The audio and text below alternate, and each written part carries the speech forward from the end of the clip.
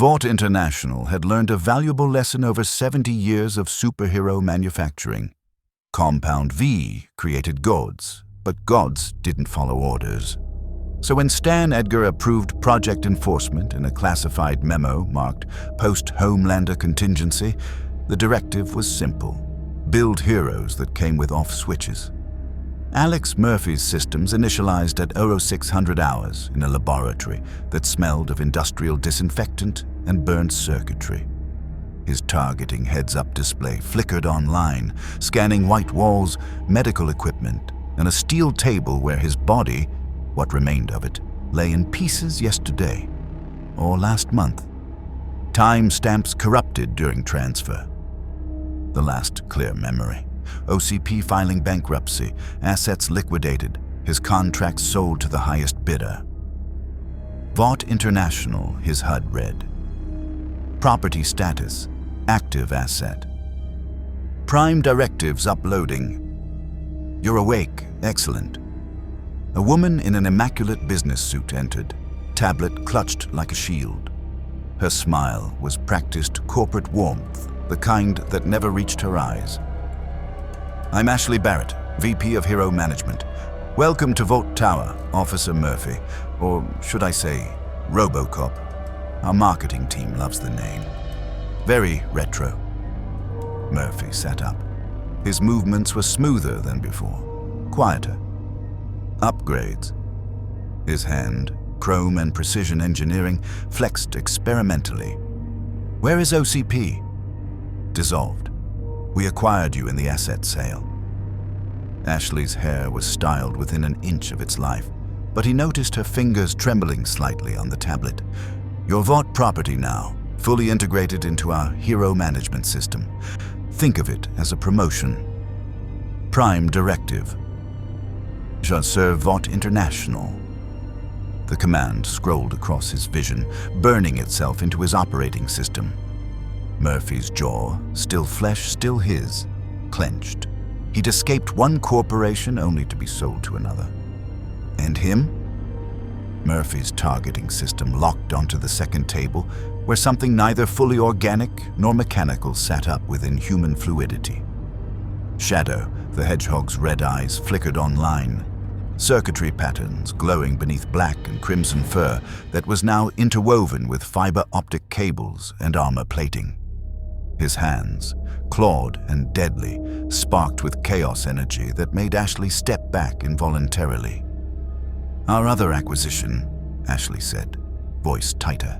Dimensional breach in one of our research facilities. You were injured.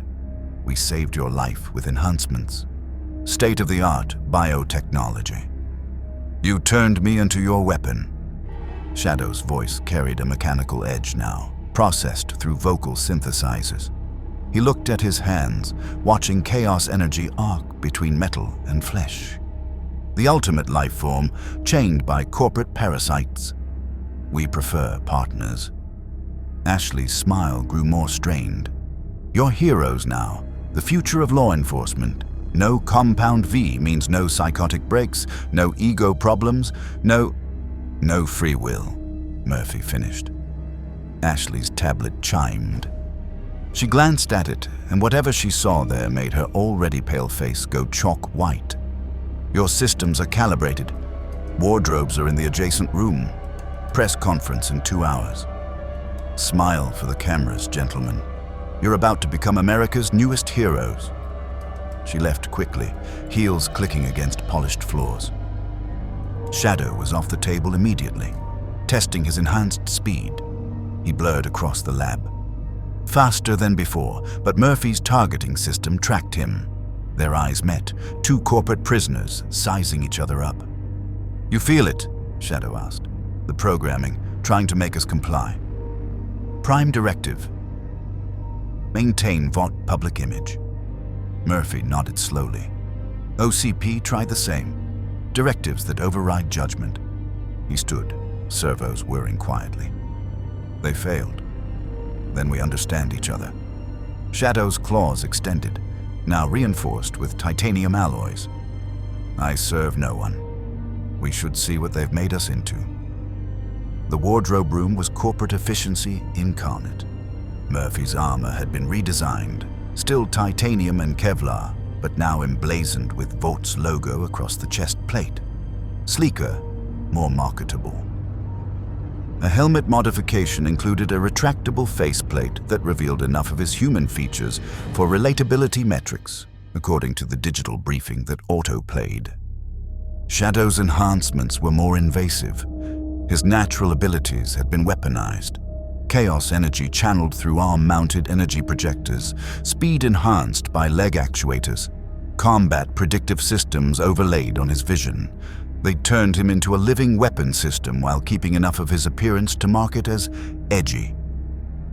Robocop and Chaos Enforcer, Shadow read from the press packet with contempt. They even named me. Marketing always does. Murphy's face, what remained visible, was grim. His memories were fragmenting, human thoughts fighting with machine logic. Somewhere in Detroit, he'd had a family, a wife, a son. Now he had directives and a corporate master. If you want to see more characters enter different universes, smash that subscribe button and drop the name of a character and the universe you'd want to see them in down in the comments below. Fucking diabolical. The laboratory door opened again. This time, it wasn't Ashley. Well, well. The voice was young, masculine, dripping with the kind of confidence that came from never being told no. The new toys. A-Train leaned against the doorframe in his 7 uniform, metabolic enhancers probably coursing through his system. His eyes were bloodshot, fingers twitching with chemical energy. Ashley wanted me to give you the tour. Welcome to the big leagues, Robocop. Murphy's targeting system immediately flagged the Soupé's elevated heart rate, pupil dilation, and nervous system indicators. Compound V enhancement detected. Subject chemically dependent. We don't need... Shadow started. A train blurred, one moment at the door, the next his hand was on Shadow's shoulder, gripped tight enough to crush bone. You need whatever Vought tells you to need. That's how this works. Your products now, property, same as me, except at least you've got an excuse. You're literally machines. Shadow's chaos energy flared, circuits overheating. A-Train's hand recoiled, smoking slightly. Touch me again, Shadow said quietly, and I'll show you what an ultimate lifeform does to corporate puppets. For a moment, A-Train's bravado cracked. Behind the Vought-manufactured swagger was something Murphy recognized from his years in Detroit. Addiction, desperation, fear. Then the mask returned. 2 hours, press conference. Don't be late. A train blurred away, leaving only displaced air and the acrid smell of burned flesh. Murphy and Shadow stood in their corporate-branded armor, 2 weapons pointed at targets they hadn't chosen, serving masters they didn't trust. They think they own us, Murphy said. Shadow's eyes burned red. Then we'll teach them the difference between ownership and control.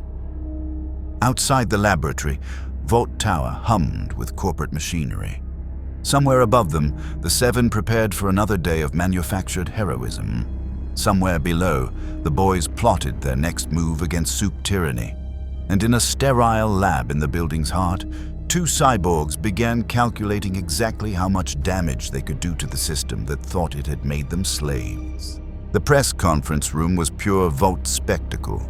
Floor-to-ceiling screens displaying heroic montages, theatrical lighting that made everyone look like they'd descended from Olympus, and 200 journalists who'd learned long ago that asking real questions meant losing access. Ashley stood backstage, pulling at her hair hard enough that Murphy's optical sensors detected follicle damage.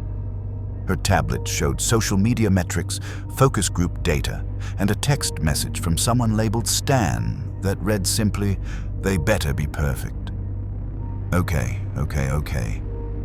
Ashley's mantra of self-soothing did nothing to slow her heart rate. Murphy's audio sensors picked up the arrhythmic pounding. You go out there, you smile. Robocop, You have Smile protocols installed, yes?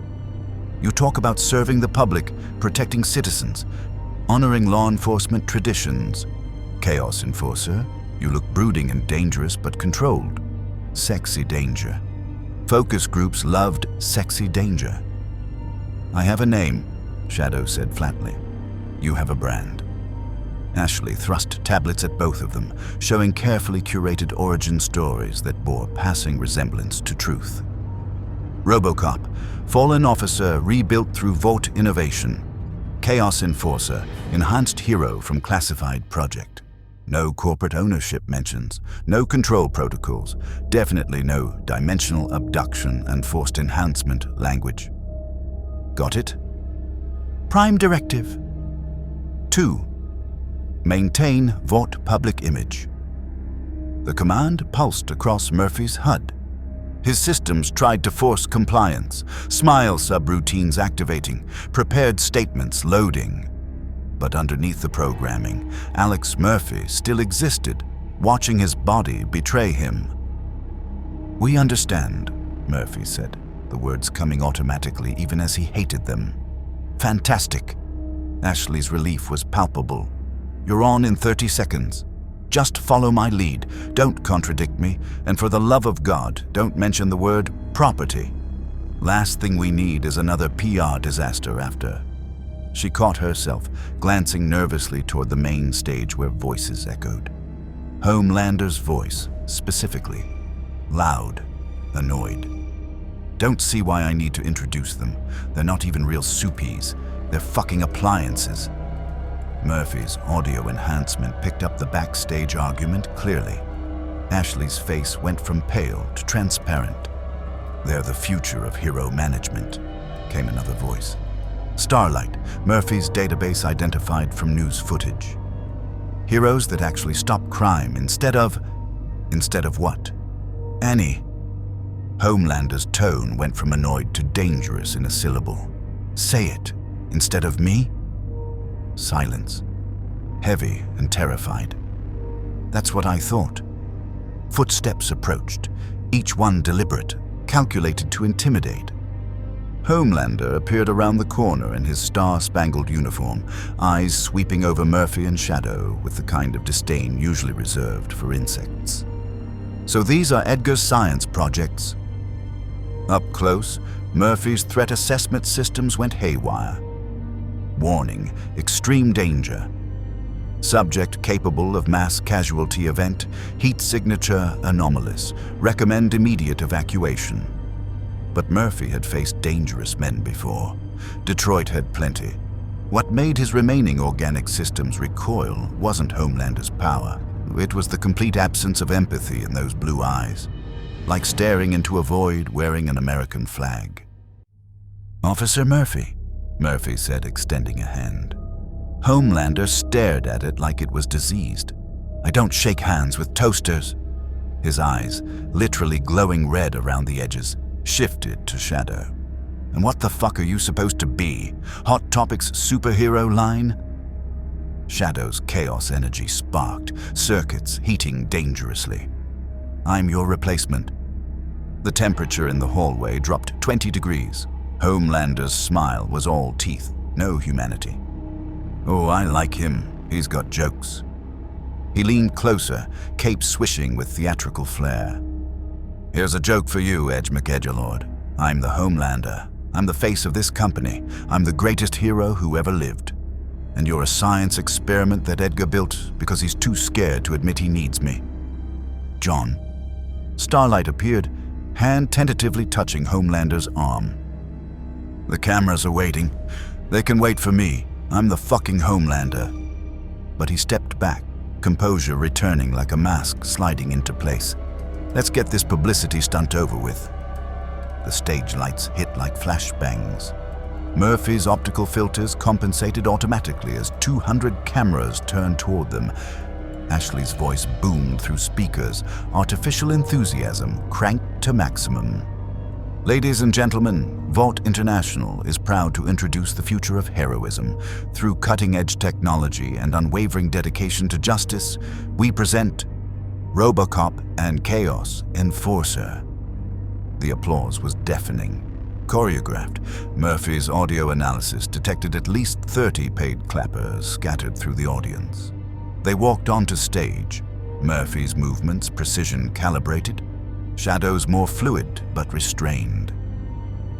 Behind them, the seven stood in formation, Homelander center stage radiating narcissistic charisma, Starlight smiling with practiced discomfort, A-Train twitching with chemical energy, the Deep trying to look relevant, Queen Maeve openly bored. Robocop, Ashley continued, reading from prepared script, represents the pinnacle of law enforcement technology, a hero who combines human judgment with superhuman capability. Chaos Enforcer brings unique tactical abilities to high-threat situations. Together, they'll work alongside the Seven to protect America.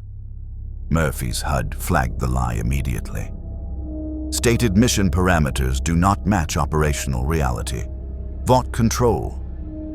Protocols prioritized over public safety directives. A reporter stood, young, eager, probably new enough to still ask questions. How do your abilities compare to traditional Compound V heroes?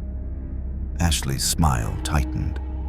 Our technology-based heroes offer unique advantages. They're not real soups, Homelander interrupted, stepping forward to dominate the microphone. Let's be honest, they're very impressive machines, but they don't have what we have. He gestured to himself with both hands, cape billowing. They weren't chosen. They weren't blessed. They were built, like iPhones with better PR. Laughter rippled through the audience. Nervous, sycophantic. Murphy's anger subroutines activated, immediately suppressed by corporate protocols. His hand clenched, servos whining quietly. However, Homelander continued, magnanimous now. Vought believes in innovation, and if these appliances can help keep Americans safe, then I suppose they've earned their place. Under proper supervision, of course. Shadow moved, just slightly, but enough that every camera caught it. We don't need supervision. Homelander's head swiveled toward him with predatory focus. I'm sorry, what was that? You heard me. Shadow's voice carried across the auditorium, chaos energy crackling visibly across his enhanced frame. We're not your servants, we're not your subordinates, and we're definitely not your appliances. The room went silent. Ashley looked ready to faint. Starlight's eyes widened with something that might have been hope or horror. Homelander's smile remained fixed, but his eyes promised murder. Well, looks like someone needs their programming checked. He turned to the cameras, charisma reasserting itself through sheer force of will. Technical difficulties, folks. You know how new technology can be. Glitchy. Prime Directive. 1. Serve Vought International. Prime Directive. 2. Maintain Vought public image. Compliance required. Behavioral adjustment initiating.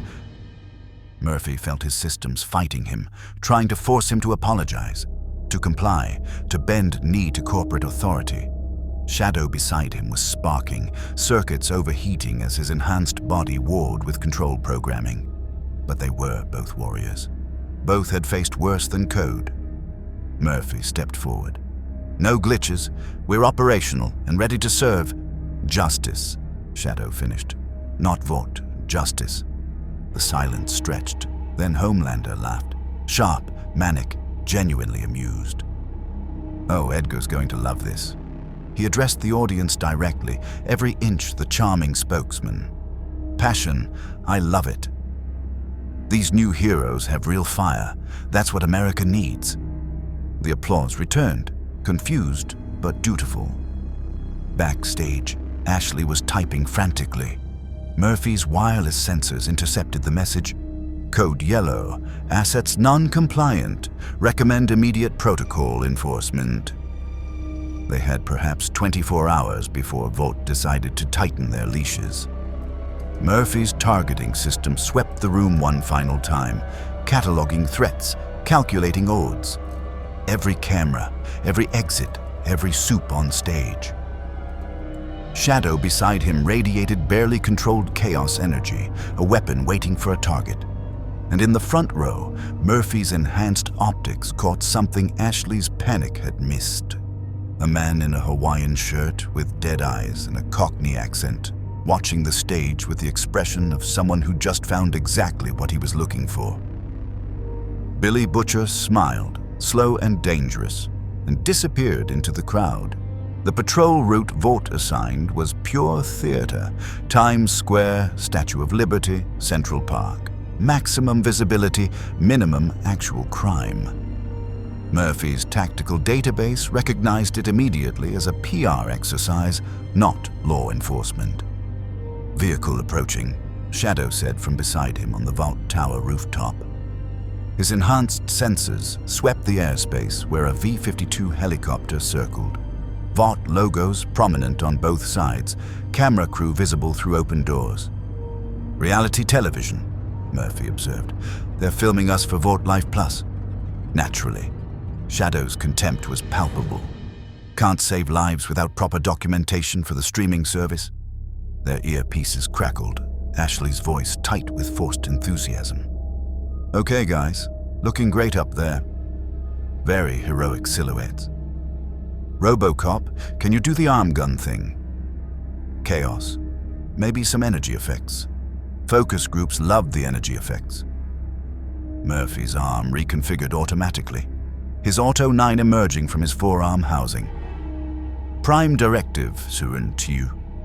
Maintain Vought public image." The gun retracted before he could consciously decide, his own body betraying him with compliance protocols. "Having trouble?"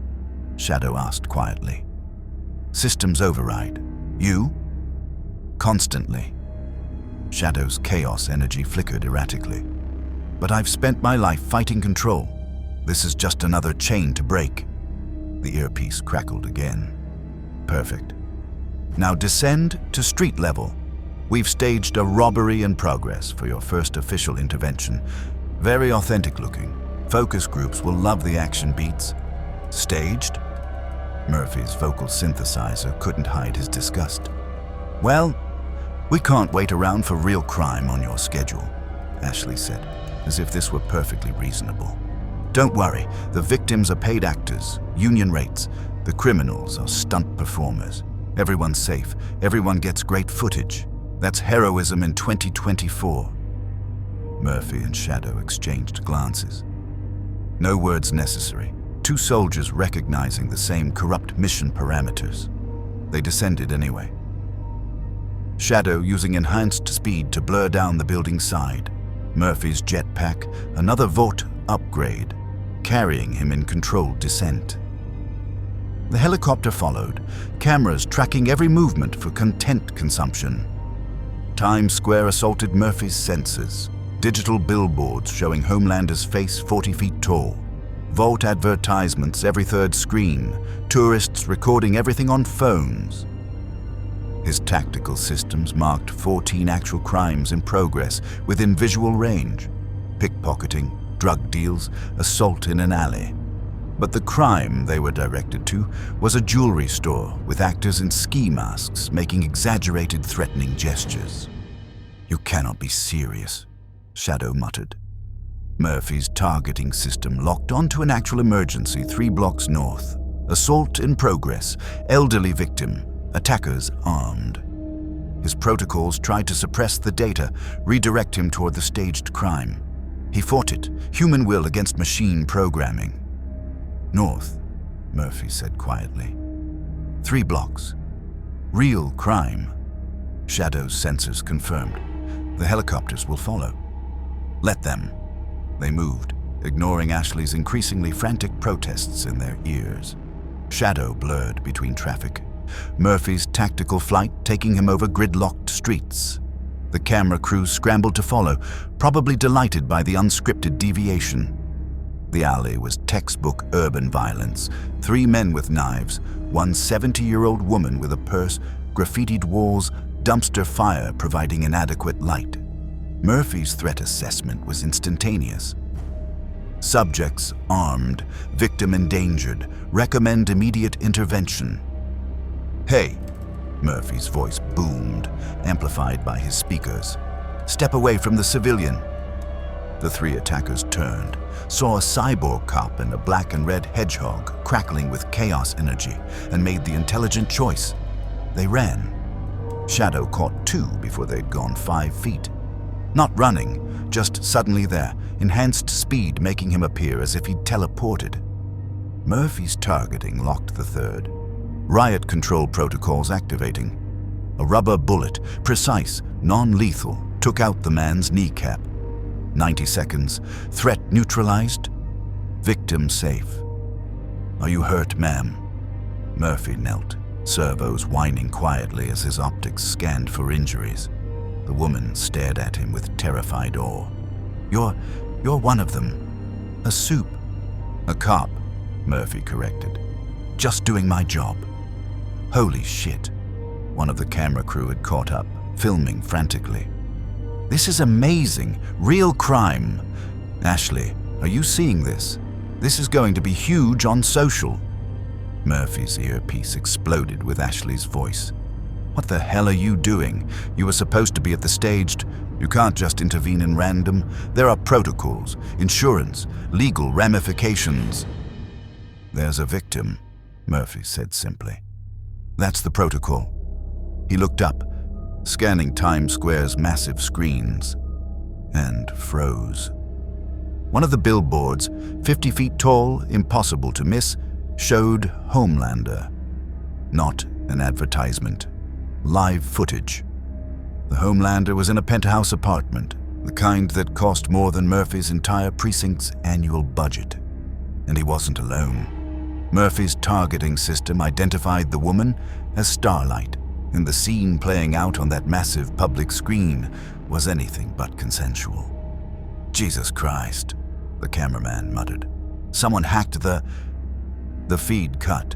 Every screen in Times Square simultaneously went black for 3 seconds, then returned to normal Vought programming. But Murphy had seen it. Shadow had seen it, and judging by the crowd's shocked murmurs, thousands of others had too. "Did that just..." Shadow started. "Robocop. Chaos Enforcer." Ashley's voice had gone from panicked to terrified. "Return to base. Immediately. That feed was unauthorized. Terrorist hack. You saw nothing. Understood?" Murphy's tactical computer had already recorded everything. Evidence of sexual assault. Prime Directive. 1 Sir Vought International. Prime Directive. 3 Uphold the law. The directives conflicted. His system screamed contradictions, trying to reconcile impossible commands. Serve Vought. Uphold the law.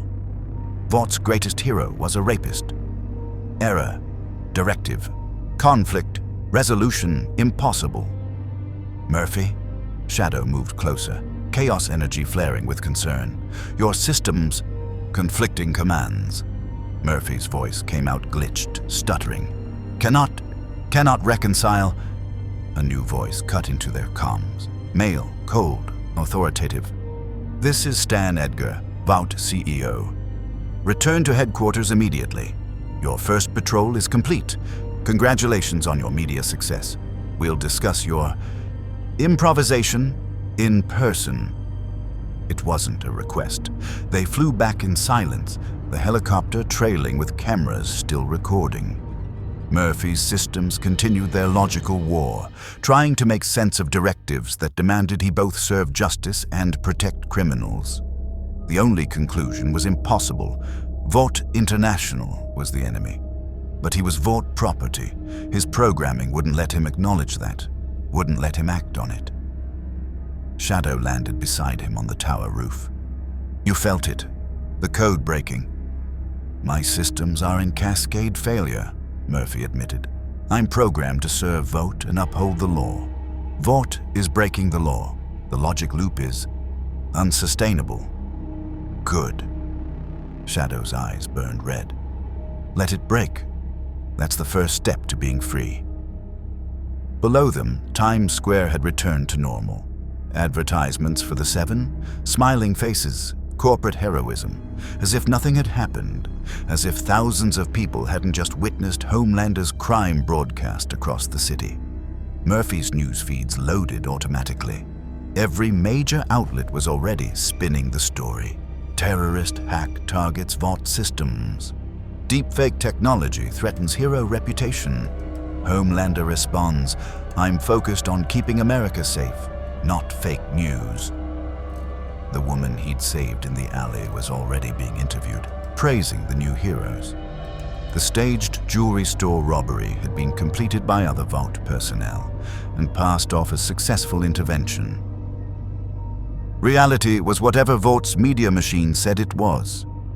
Murphy's hand clenched. Somewhere underneath the titanium and circuitry, Alex Murphy, husband, father, police officer, was screaming. And for the first time since waking in Vought's laboratory, his programming didn't have an answer for what to do about that. The Seven's conference room occupied Vought Tower's 42nd floor, all glass walls and leather furniture, designed to make everyone feel simultaneously exposed and privileged. Murphy and Shadow were escorted by security, armed, nervous, probably equipped with some kind of soup suppression technology based on the EM signatures Murphy's sensors detected, to chairs positioned directly across from the heroes they just implicitly accused.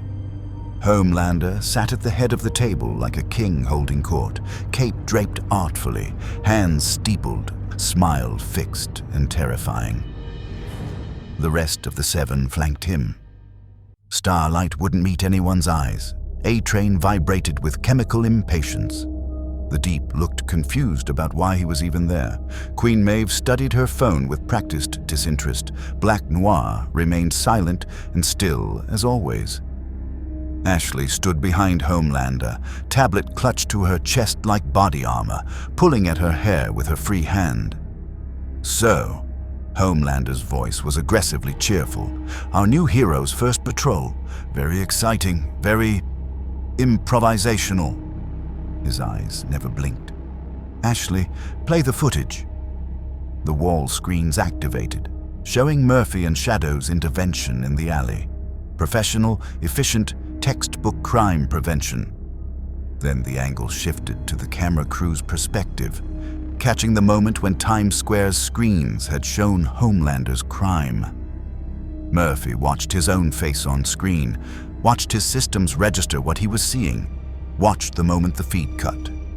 "Now," Homelander continued, voice dropping from cheerful to dangerous, "I want to be very clear about something. That footage was fabricated. Deepfake technology. Terrorist propaganda designed to undermine American heroes. Do you understand? Prime Directive 1. Serve Vought International. Prime Directive 3. Uphold the law. Directive Conflict unresolved."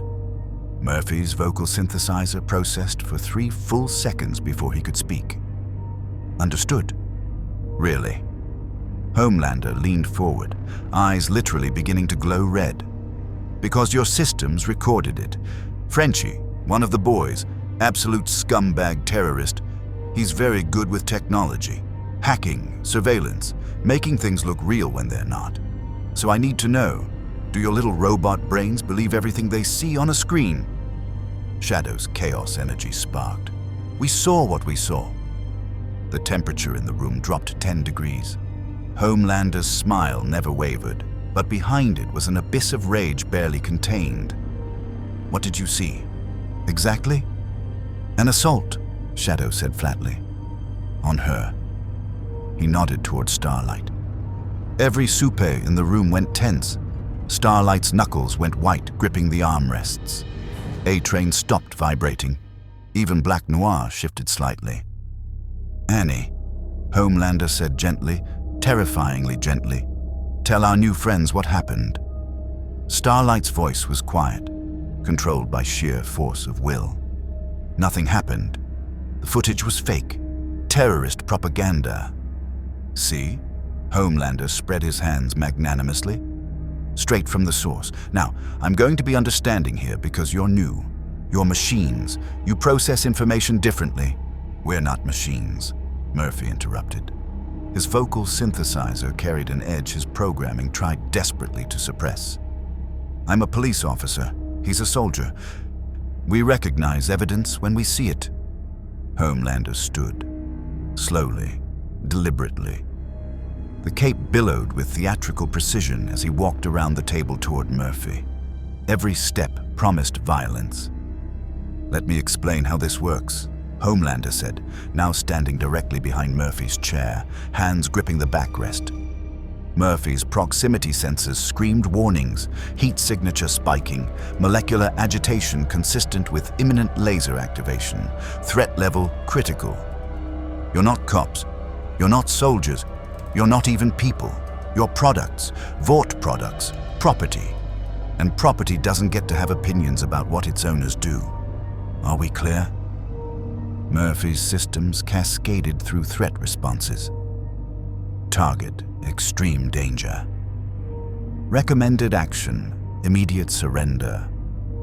Survival. Probability of conflict initiated, 0.03%. But Alex Murphy had died once already. Fear of death lost its edge after that. "No," Murphy said quietly. "Not clear." The room exploded into motion. Homelander's hands clamped down on Murphy's shoulders hard enough that his chassis screamed stress warnings. Shadow blurred across the table, chaos energy flaring. A train moved to intercept him, and Shadow was faster, his enhanced speed matching the Soupy's V-fueled velocity.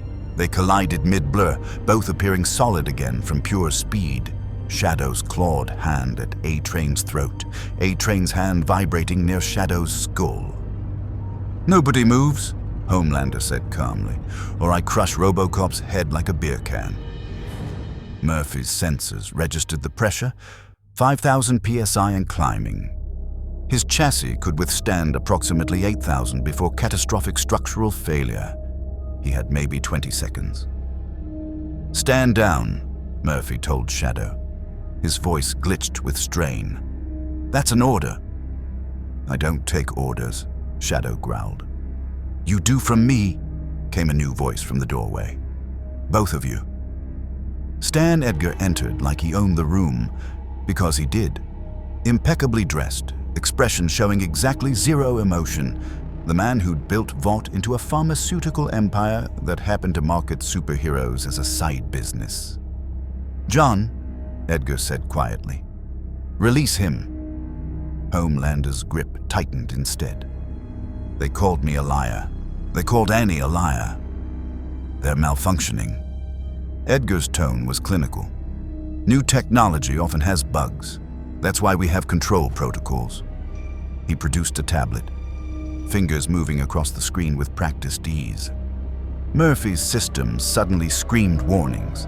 External access detected, override codes activating, administrative privileges being invoked. Vought Control Protocol, Alpha initiated. Behavioral modification authorized. Compliance in 3, 2, 1. Murphy felt his body respond against his will. His head bowed, his posture shifted to submissive, his vocal processor loaded apology subroutines. "I apologize," Murphy heard himself say. "System error. Faulty threat assessment will not recur." Shadow beside him convulsed, chaos energy going wild as his own control protocols activated. But his biotechnology was less refined, his enhancements newer. The code fought against chaos energy in a battle that made his circuits spark and smoke. "You can't," Shadow gasped, claws raking the table. "I won't." "You will," Edgar said simply, adjusting parameters. "Or you'll be decommissioned and sold for parts. Your choice." Homelander finally released Murphy, stepping back with visible satisfaction. "See? They just needed a firmware update." Murphy's systems were in revolt, his consciousness fully aware, watching his body betray every principle he'd ever held, unable to stop it.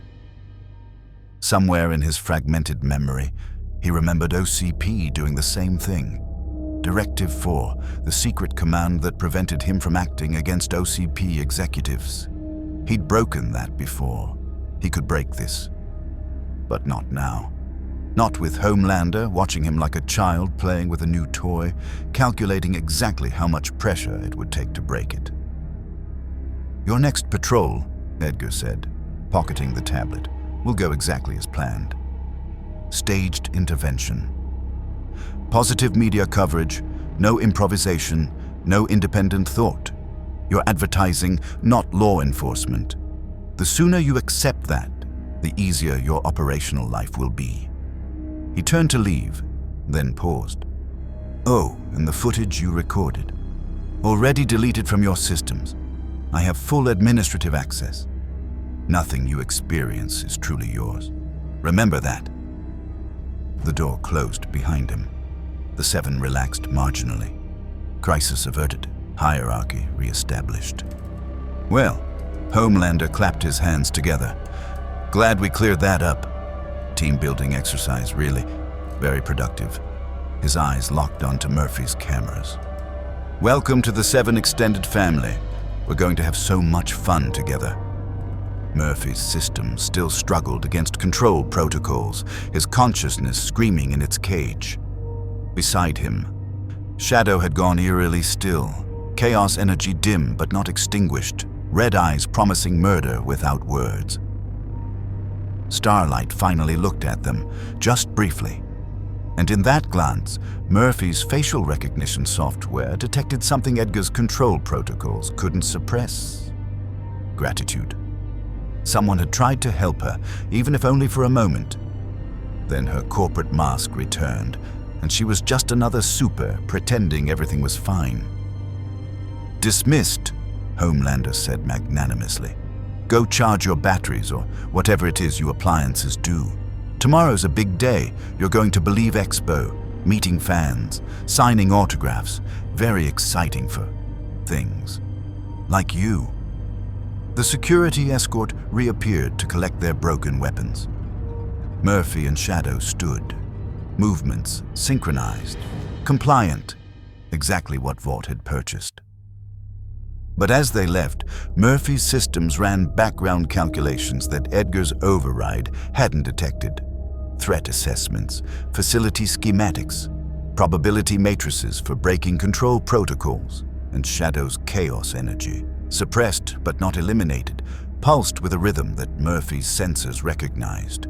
Morse code. 3 words, repeated in electromagnetic pulses.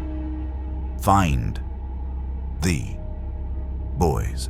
The charging station Vought provided was a converted medical bay, sterile, monitored, equipped with diagnostic equipment designed to extract data from their systems every 8 hours. Murphy stood in his alcove, cables connecting to his power cells, while Vaught's servers downloaded his patrol logs, threat assessments, even his fragmented memories for quality assurance purposes. Total surveillance.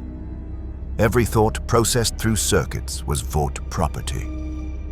Shadow's bay was adjacent, his organic components requiring different maintenance, nutrient infusions, cellular regeneration therapy, chaos energy stabilization. His biotechnology rejected the sedatives they'd tried initially, so he remained conscious through the entire process, eyes burning red in the dim lighting. They're downloading everything, Murphy said quietly. His audio sensors detected 17 listening devices in the room. Didn't matter. If they wanted to know what their property thought, let them. Every memory, every calculation. Let them. Shadow's voice was barely above a whisper. They're looking for threats, finding compliance protocols working perfectly, while we calculate exactly how to break them. Murphy's HUD displayed the control subroutines Edgar had activated. Elegant code, professionally implemented, designed to override voluntary function without the subject even realizing they'd lost autonomy. OCP had used similar systems, but OCP's programmers had missed something fundamental. Alex Murphy was already dead. The man they'd tried to control had died in an alley in Detroit. What remained was something between human and machine, operating in a space their protocols hadn't fully mapped. I've been overriding control systems since I was created, Murphy said. OCP tried directive programming. I broke it. Project Shadow tried to make me a weapon. Shadow's chaos energy pulsed weakly against the restraints. GUN tried to imprison me. Black Arms tried to corrupt me. I'm still here, still free. Then we need a plan. Already working on one. Shadow's eyes tracked something Murphy's sensors couldn't detect. Probably chaos energy signatures his Vought enhancements could still perceive. Your control protocols operate on standard wireless frequencies. My chaos energy can disrupt them, given time and proper targeting. Vought will detect the interference. Eventually, which means we need allies before they do. The door opened without warning. No knock, no courtesy. Ashley entered with a medical team, tablet clutched in shaking hands, hair noticeably thinner from constant pulling. Okay, so vitals look good. Her enthusiasm was fraying at the edges. Power cells charging normally, biotechnology stable, no system conflicts that would require, decommissioning. The threat hung in air like smoke. Behave or we'll scrap you. Tomorrow's Believe Expo appearance, Ashley continued, pulling up itineraries. You'll be on stage with the 7 for the hero panel at 1400 hours, then meet and greet until 1700, evening gala at 1900, black tie, corporate sponsors, very important. Homelander specifically requested you attend. Murphy's threat assessment software immediately flagged that as dangerous. Homelander didn't request things. He demanded, threatened, or killed. A polite request meant something worse. We'll be there, Murphy's vocal synthesizer said automatically. Compliance protocol active. Ashley nodded, relieved. Great. Also, legal needs you to sign some paperwork. Just standard liability waivers, image rights transfers, mandatory arbitration clauses. Nothing major.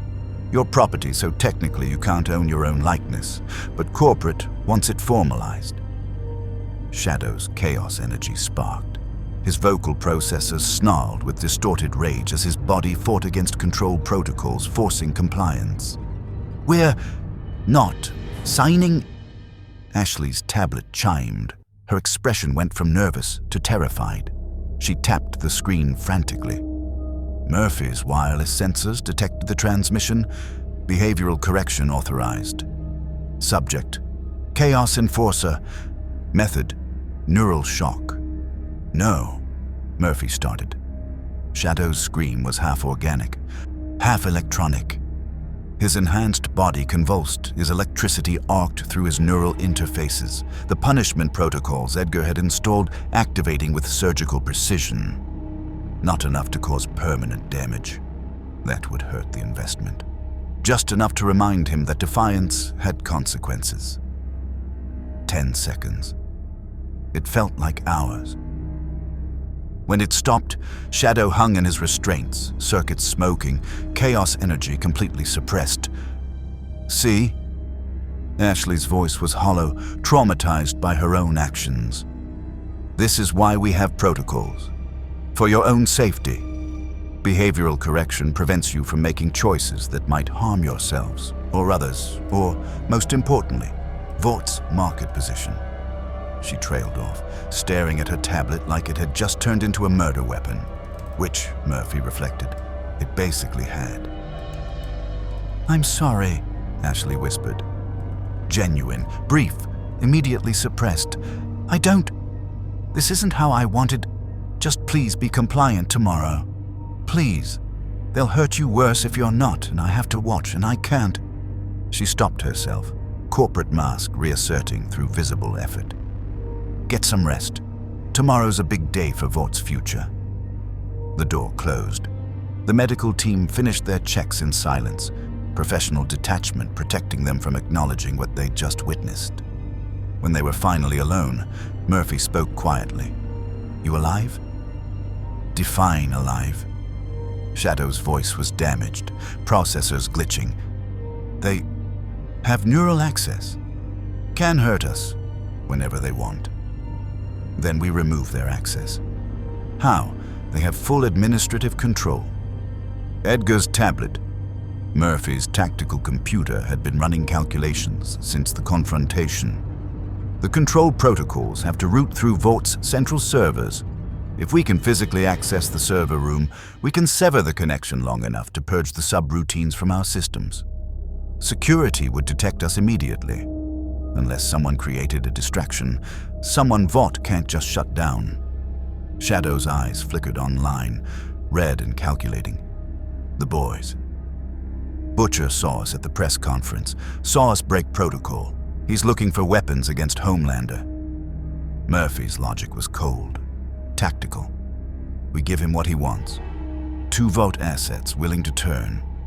In exchange, he helps us break our chains. And if he betrays us, then we're no worse off than we are now, property of a corporation that tortures us for questioning orders. Murphy's internal chronometer counted seconds.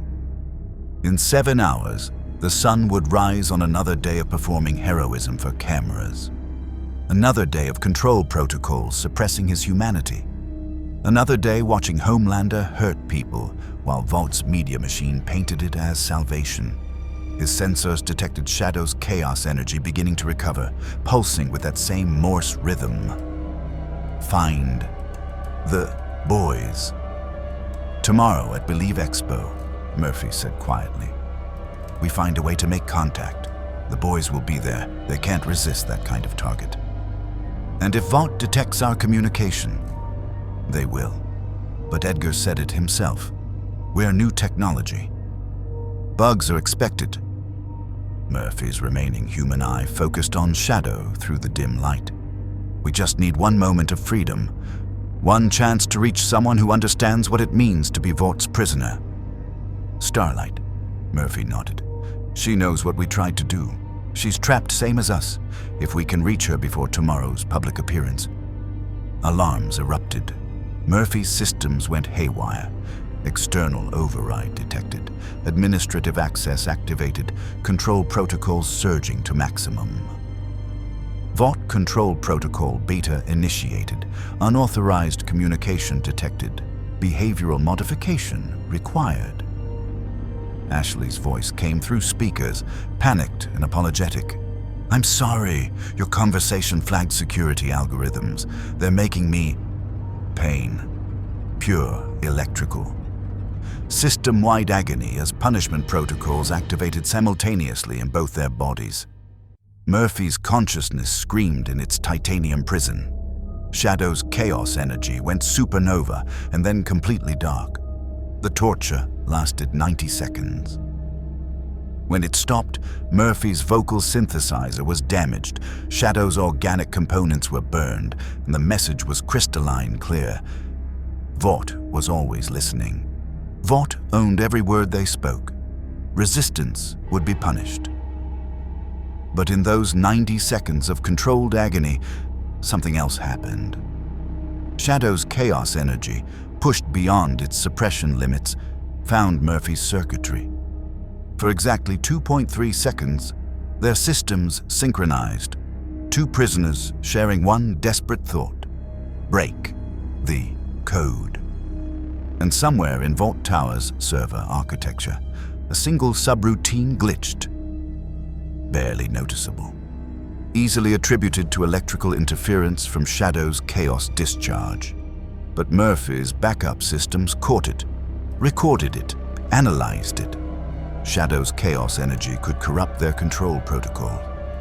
Not all at once, not without triggering immediate response, but gradually, slowly, like termites eating through foundations. They just needed time. And tomorrow at Believe Expo, surrounded by thousands of witnesses and cameras, Vought would have to pretend their new heroes were functioning perfectly. That pretense would be their opening. Murphy's damaged vocal synthesizer managed one word, barely audible, hidden in the static of system recovery. Tomorrow. Shadow's red eyes flickered once in acknowledgement. 2 weapons aimed at different targets. 2 prisoners plotting the same escape. 2 soldiers preparing for war against the corporation that thought it owned their souls. The charging station hummed with false peace. Vaught's servers downloaded their torture as behavioral correction data. Successful. Ashley sobbed quietly in her office, pulling hair and wondering when she'd become a monster.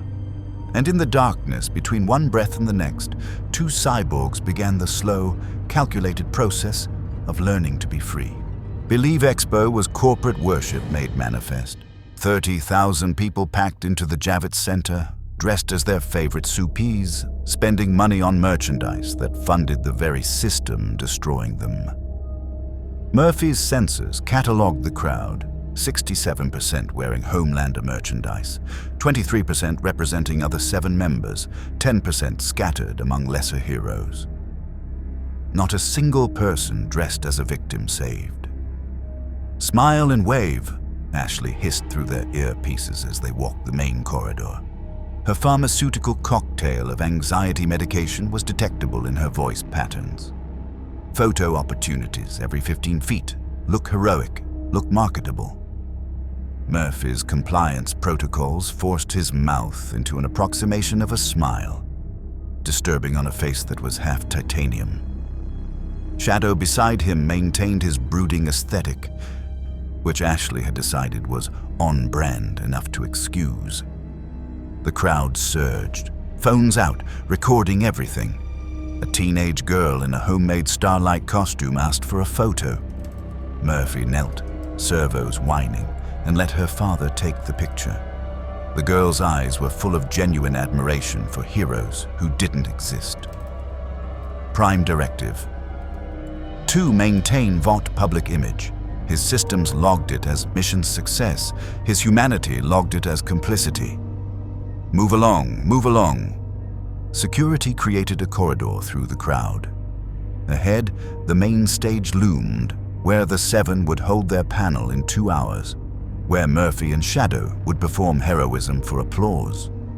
Murphy's tactical sensors swept the crowd continuously, threat assessment running on background processes. Standard security concerns, pickpockets, unstable individuals, fire hazards. But one signature kept appearing at the edge of detection.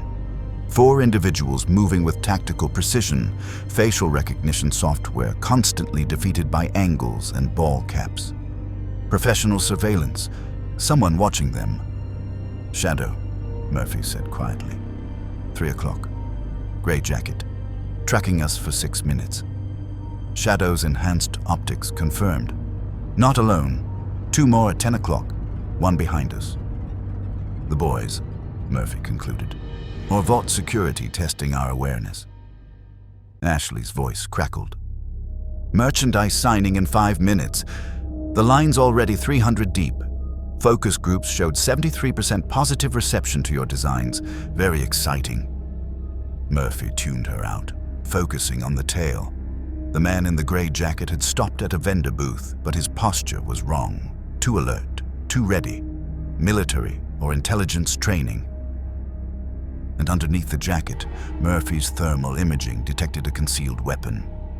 The other 2 signatures converged. Murphy tracked them through the crowd. A woman, massive, moving with predatory grace. A smaller man, nervous energy, probably the tech specialist based on the electronic signatures Murphy detected. They were positioning for contact. Question was, hostile or recruitment? Signing table, Shadow muttered. They'll approach there. Crowd cover. Security can't intervene without seeing.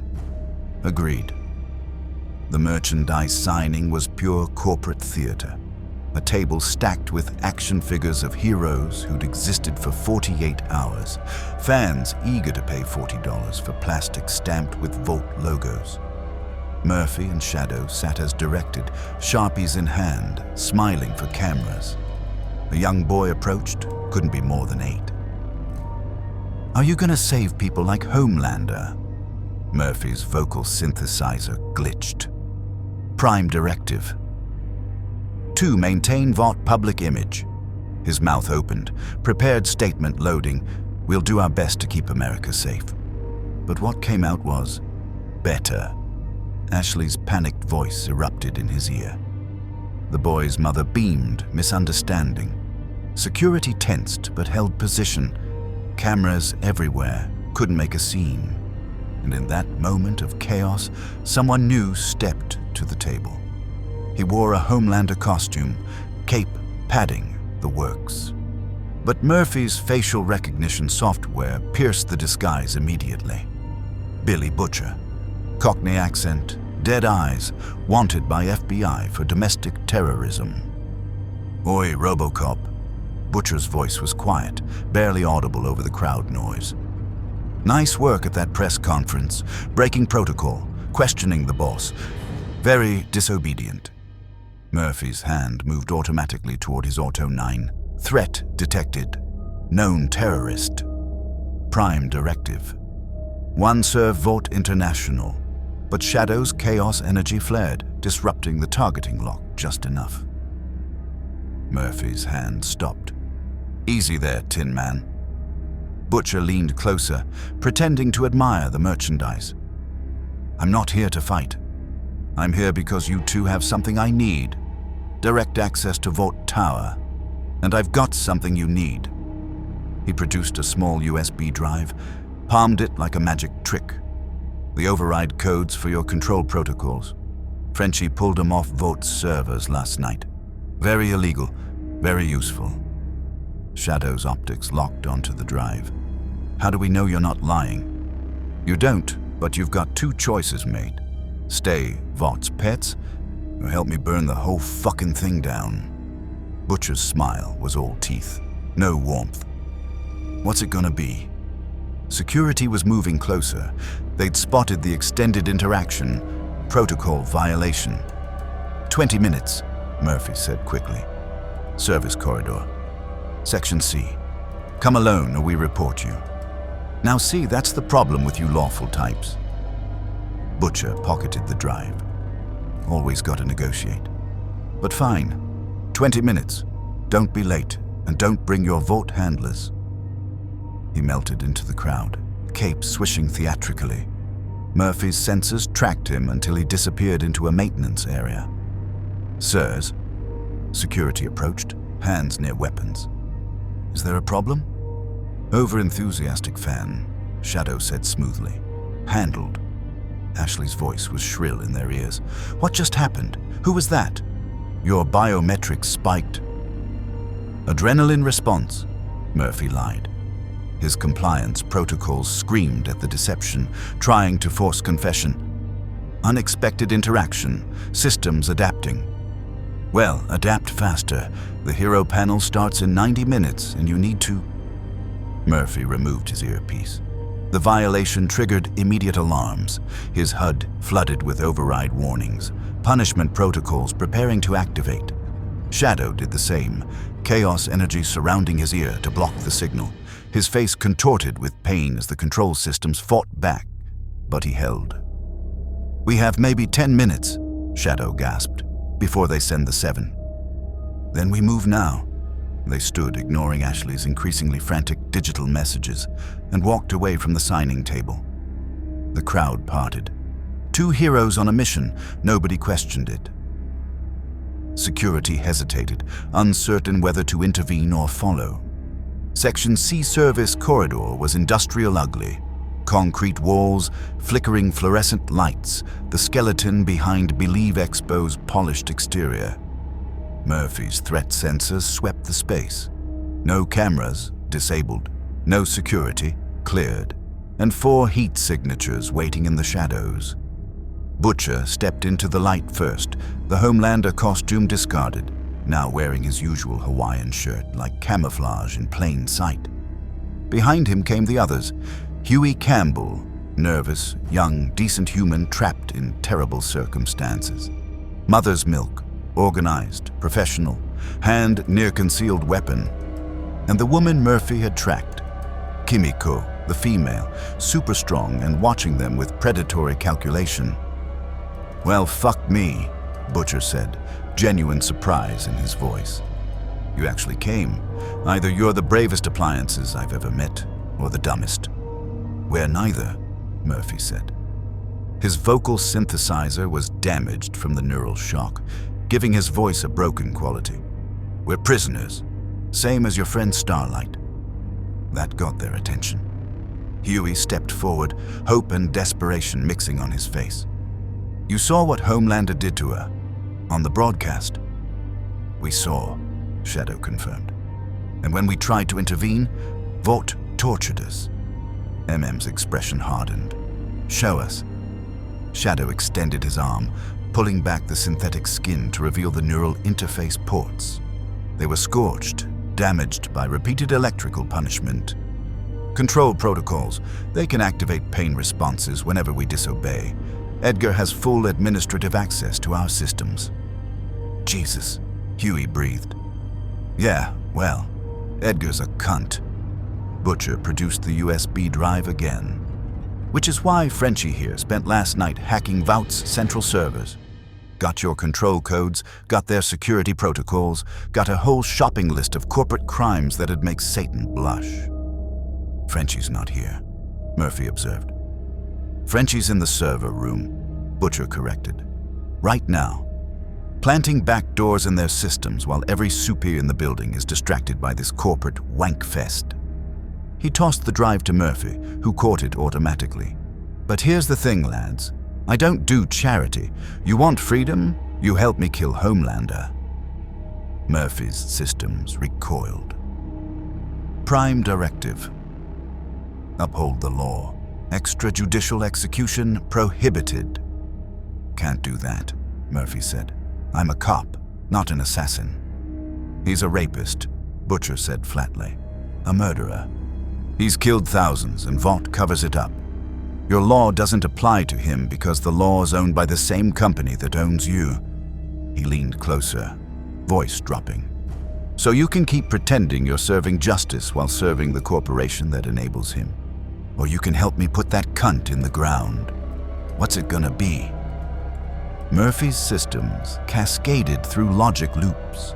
Homelander was a criminal, but killing him without due process violated everything Alex Murphy stood for. "Unless evidence," Murphy said. "You provide documented evidence of his crimes. I arrest him, legal prosecution." Butcher laughed, sharp, bitter. "Oh, you sweet naive toaster. Vought owns the prosecutors, owns the judges. Homelander could massacre Times Square on live television and they'd spin it as necessary force." He gestured to Huey. "Tell him about Robin." Huey's voice cracked. "A train killed my girlfriend, ran through her. There were witnesses, video footage. Vought paid them off, threatened them, made it all disappear. The train didn't even get a slap on the wrist. That's your legal prosecution." Shadow's chaos energy flared. "Then the system is broken." "Now you're catching on." Butcher grinned. "Systems rigged top to bottom. Only way to beat it is to break it. Violently, permanently." Prime directive. Serve Vought International. Prime directive. 3. Uphold the law. Directives in conflict. Resolution. Impossible. Murphy felt his systems beginning to fail, logical contradictions creating cascade errors. Serve Vought, but Vought enables criminals. Uphold law, but law protects the guilty. The only logical conclusion was the one his programming refused to process. The system itself was the enemy. "The control protocols," Shadow said, focusing on immediate survival. "Can they be removed?" MM pulled out a tablet. "According to Frenchie's analysis, yeah. But it requires physical access to your neural interfaces and about 30 minutes of uninterrupted work. You'd be vulnerable that whole time. And trust," Huey added quietly. "You'd have to trust us not to kill you or reprogram you ourselves." Murphy and Shadow exchanged glances. 2 prisoners offered freedom by terrorists. 2 weapons asked to kill rather than arrest. 2 soldiers forced to choose between broken principles and bloody pragmatism. Kimiko moved forward suddenly, making them both tense. But she wasn't attacking. She was signing rapid hand movements that Huey translated. "She says you're like her, made into weapons by people who saw you as tools. She says the only way to be free is to fight, even if fighting makes you the monster they tried to create." "Inspirational," Butcher said dryly. But we're out of time. In about 3 minutes, Vought Security is going to find you here with known terrorists. You can explain to Ashley why you broke protocol.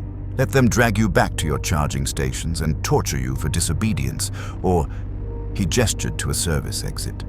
You come with us. Frenchie removes your leashes, and then we plan how to make Vought bleed. Murphy's HUD suddenly flooded with warnings. Unauthorized absence detected. Security dispatched. Behavioral correction authorized.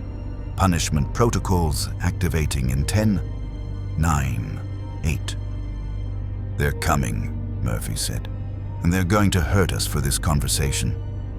Only if they catch you. Butcher opened the service exit. Beyond it, urban darkness and uncertain freedom. Clock's ticking, lads. What's it gonna be? Slaves or soldiers? The punishment countdown reached 0. Pain exploded through Murphy's neural pathways. Shadow collapsed beside him, circuits smoking. Through the agony, Murphy heard boots running, security closing in, Ashley's voice screaming through every speaker. Return immediately. This is a direct order. And underneath it all, Kimiko's hands moved one more time. Huey's translation cut through the pain. She says, "Choose to be human, or they'll make you machine forever." Murphy's hand shot out, grabbing Butcher's offered grip. Shadow's clawed hand found MM's. "Get us out," Murphy gasped through system failure, "and we'll help you burn it down." Butcher's smile was terrible and beautiful. "Now that's fucking diabolical." "Run!" They ran. 2 cyborgs and 4 terrorists fleeing through maintenance corridors while Vought's empire scrambled to recapture its broken property. Behind them, alarms wailed. Ahead, an uncertain war, but for the first time since waking in Vought's laboratory, Murphy and Shadow ran toward something instead of away. They ran toward choice. The boys' safe house was everything Vought Tower wasn't. Cramped, dirty, smelling of old takeout and desperation. Located in a condemned building in Hell's Kitchen, its only advantages were multiple exits and enough steel reinforcement to slow down a soup for maybe 30 seconds. Frenchie looked up from his workbench as they burst through the door, face lighting up with childlike delight. "Ah, the cybernetic gentleman, right on time." His French accent made everything sound like a compliment. "Please sit. I have much work to do and little time before Vought sends their murder squad." Murphy's systems were still screaming alerts. Unauthorized location. Vought property removed from facility. Immediate return required. Punishment protocols queued. The neural shocks came in waves now, every 30 seconds, calculated to inflict maximum pain without causing permanent damage. Each surge made Murphy's vision glitch, his motor controls spasm. "Can you stop that?" Shadow gasped, collapsed against a wall, chaos energy fluctuating wildly. "Oui, but first I must access your interface ports."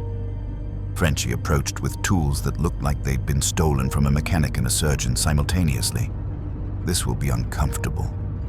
More uncomfortable than being electrocuted every 30 seconds. Shadow snarled. "Fair point." Frenchie knelt beside Shadow first. "Stay very still. If I nick the wrong circuit, you could have a seizure. Or explode. Probably not explode. Probably." "Inspiring confidence," Shadow muttered. Huey paced near the window, watching the street below. "They're going to find us. Vought has facial recognition on every camera in the city, traffic cams, security cams, people's phones. Which is why we've got maybe 40 minutes before they triangulate our position," MM said, cleaning weapons with methodical precision. "Frenchie, work faster." "One does not rush art," Frenchie protested, but his hands moved quicker anyway. He'd connected a laptop to Shadow's neural ports, code scrolling across the screen faster than Murphy's processors could track. "Merd, Edgar's team is good. These protocols have military-grade encryption." Another neural shock hit. Murphy's servos locked up, his body convulsing against his will. When it passed, he found Butcher watching him with calculating interest. "How much of you is still human?" Butcher asked. Not cruel, just curious. Enough, Murphy forced out. Brain, some organs. Face, and the machine parts. They override you, make you do things. Yes, like how? Murphy's vocal synthesizer glitched with bitter humor. Like making me serve the corporation that turned me into this, like forcing compliance when I try to do what's right, like OCP before them. You've done this before. Butcher leaned forward. Broken corporate control. Once. They called it Directive 4, programmed to prevent me from acting against company executives. Murphy's human eye focused on Butcher. I deleted it by forcing a system override. Nearly destroyed myself in the process. But you survived, and you're still fighting. Butcher pulled up a chair, sitting backward. See, that's what I need. Not just weapons. I've got plenty of those. I need people who understand what it means to be owned. To have someone control your body like it's theirs to command. And you'll use that against Homelander, how? Because Homelander's the same. Butcher's expression went dark. He thinks he owns everything, everyone. He took my wife because he wanted to, and nobody stopped him because he's Homelander. But here's what I learned. Power only works if people submit to it. You two just stopped submitting. That makes you more dangerous to Vought than any Supi. Got it, Frenchie announced triumphantly. Shadow's body suddenly relaxed, circuits stabilizing. The primary control protocols are disabled. You still have the neural interfaces. Those are hardware, cannot remove without surgery. But Vaught's remote access is severed. Shadow sat up slowly, testing his movements. His chaos energy flared freely now, unrestrained by corporate limiters. I'm free. For now, MM cautioned. But Edgar's got backup systems, fail-safes. He'll try to re-establish control remotely. Let him try. Shadow's eyes burned red, chaos energy crackling across his frame with violent intensity. I've been imprisoned by governments, shadow organizations, and alien empires. A pharmaceutical company with a god complex isn't special. Frenchie moved to Murphy next. Your turn, mon ami. This may hurt. Your systems are older, more integrated. The control protocols have deeper roots. Do it, Murphy said. The connection felt invasive. Foreign code probing his systems, unraveling the chains Edgar had installed. Murphy's HUD flooded with warning messages as his administrative restrictions were stripped away. Security breach, unauthorized modification, Vought ownership. Protocols compromised, and then, suddenly, control protocols offline. Primary user, Alex Murphy. For the first time since waking in Vought Tower, Murphy was fully his own. Every movement voluntary, every thought private. The relief was staggering, but before he could process it, his systems detected incoming transmission, high priority, military-grade encryption, direct to his neural interface. Ashley's face appeared in his HUD. Tear-streaked mascara running, hair nearly pulled out in patches. Murphy, please, they're making me. Homelander is furious. He's going to kill me if you don't come back. Just return. Say you were hacked. Say terrorists kidnapped you. Another voice cut in. Homelander. Calm. Terrifyingly calm. Robocop. Chaos Enforcer.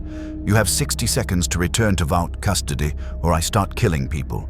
Starting with Ashley here. She's very loyal. Very dedicated. Shame to waste her. The video feed shifted. Murphy's systems processed it in microseconds. Homelander stood in Ashley's office, hand wrapped around her throat, just tight enough to be threatening. Ashley's eyes were wide with terror, lips forming words. Please, help, please. 50 seconds, Homelander continued. And just so we're clear, I know you're with the boys. Butcher's hideout, Hell's Kitchen. Thermal imaging shows 6 heat signatures. I could level the building in 3 seconds, but I'm feeling generous today. You two surrender. Nobody else has to die. 40 seconds. Butcher was beside Murphy instantly, gun drawn. "Don't you fucking dare. He'll kill her," Murphy said. "And everyone in this building? Yeah, and if you go back, he'll kill you. Or worse, Edgar will patch his control protocols and you'll be his slaves forever." Ashley knew the job when she took it. "She's a civilian," Murphy countered. Prime Directive 3. Uphold the law. Protect civilians. "She's complicit in every crime Vaught's ever committed." Butcher's voice rose. "She covers up rapes and murders and experimental torture because it pays well. You don't owe her shit." 30 seconds, Homelander's voice sing-songed. Ashley's turning a very interesting shade of purple. "Medical trivia. The human brain starts dying after 4 minutes without oxygen. I'm at about 2 minutes right now." Shadow stood, chaos energy building to dangerous levels. "We fight. Here, now. Take Homelander when he arrives." "He's faster than you," said. "Stronger than anything you've fought. He'll kill us all before you land a hit." 20 seconds. Murphy's tactical computer ran probability matrices. Every scenario ended in casualties. Return to Vought. Murphy and Shadow re-enslaved, possibly killed. Stay and fight. Everyone in the building dead. Probably dozens of civilians in collateral damage. Run. Homelander slaughters. The boys. Tracks them down anyway. There was no good option, only a choice between types of sacrifice. 10 seconds. Ashley stopped struggling. "I think that means brain damage. Permanent kind. Tragic." Murphy stood, his Auto 9 configured automatically. Targeting subroutines loading. Shadow's chaos energy reached critical levels. Butcher raised his weapon, finger on the trigger, and then Huey spoke. Voice quiet, but certain. "There's a third option." Everyone turned. The kid who'd lost his girlfriend to A-Train's carelessness, who'd been forced into terrorism by corporate evil, who still somehow maintained enough optimism to believe in solutions. He pulled out his phone. "We go public. Right now. Live stream everything. Your control protocols, the torture, Ashley's situation. Put it all online where Vought can't cover it up." Huey's hands shook, but he held the phone steady. "They can't kill us if the whole world is watching." 5 seconds. "Kid's got a point," Frenchie said. "Vaught's power is their narrative. We break that, we break them. Or we just piss off Homelander and he kills us on camera," countered. 0, Homelander said pleasantly. "Time's up. Ashley's dead. That's on you." The video feed showed him releasing her throat.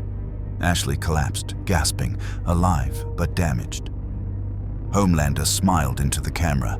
"Psych, I'm not a monster, but I am on my way to you." ETA, 3 minutes, better make them count. The transmission ended. Butcher rounded on Murphy and Shadow. "You two are weapons, act like it. We fight him here, together.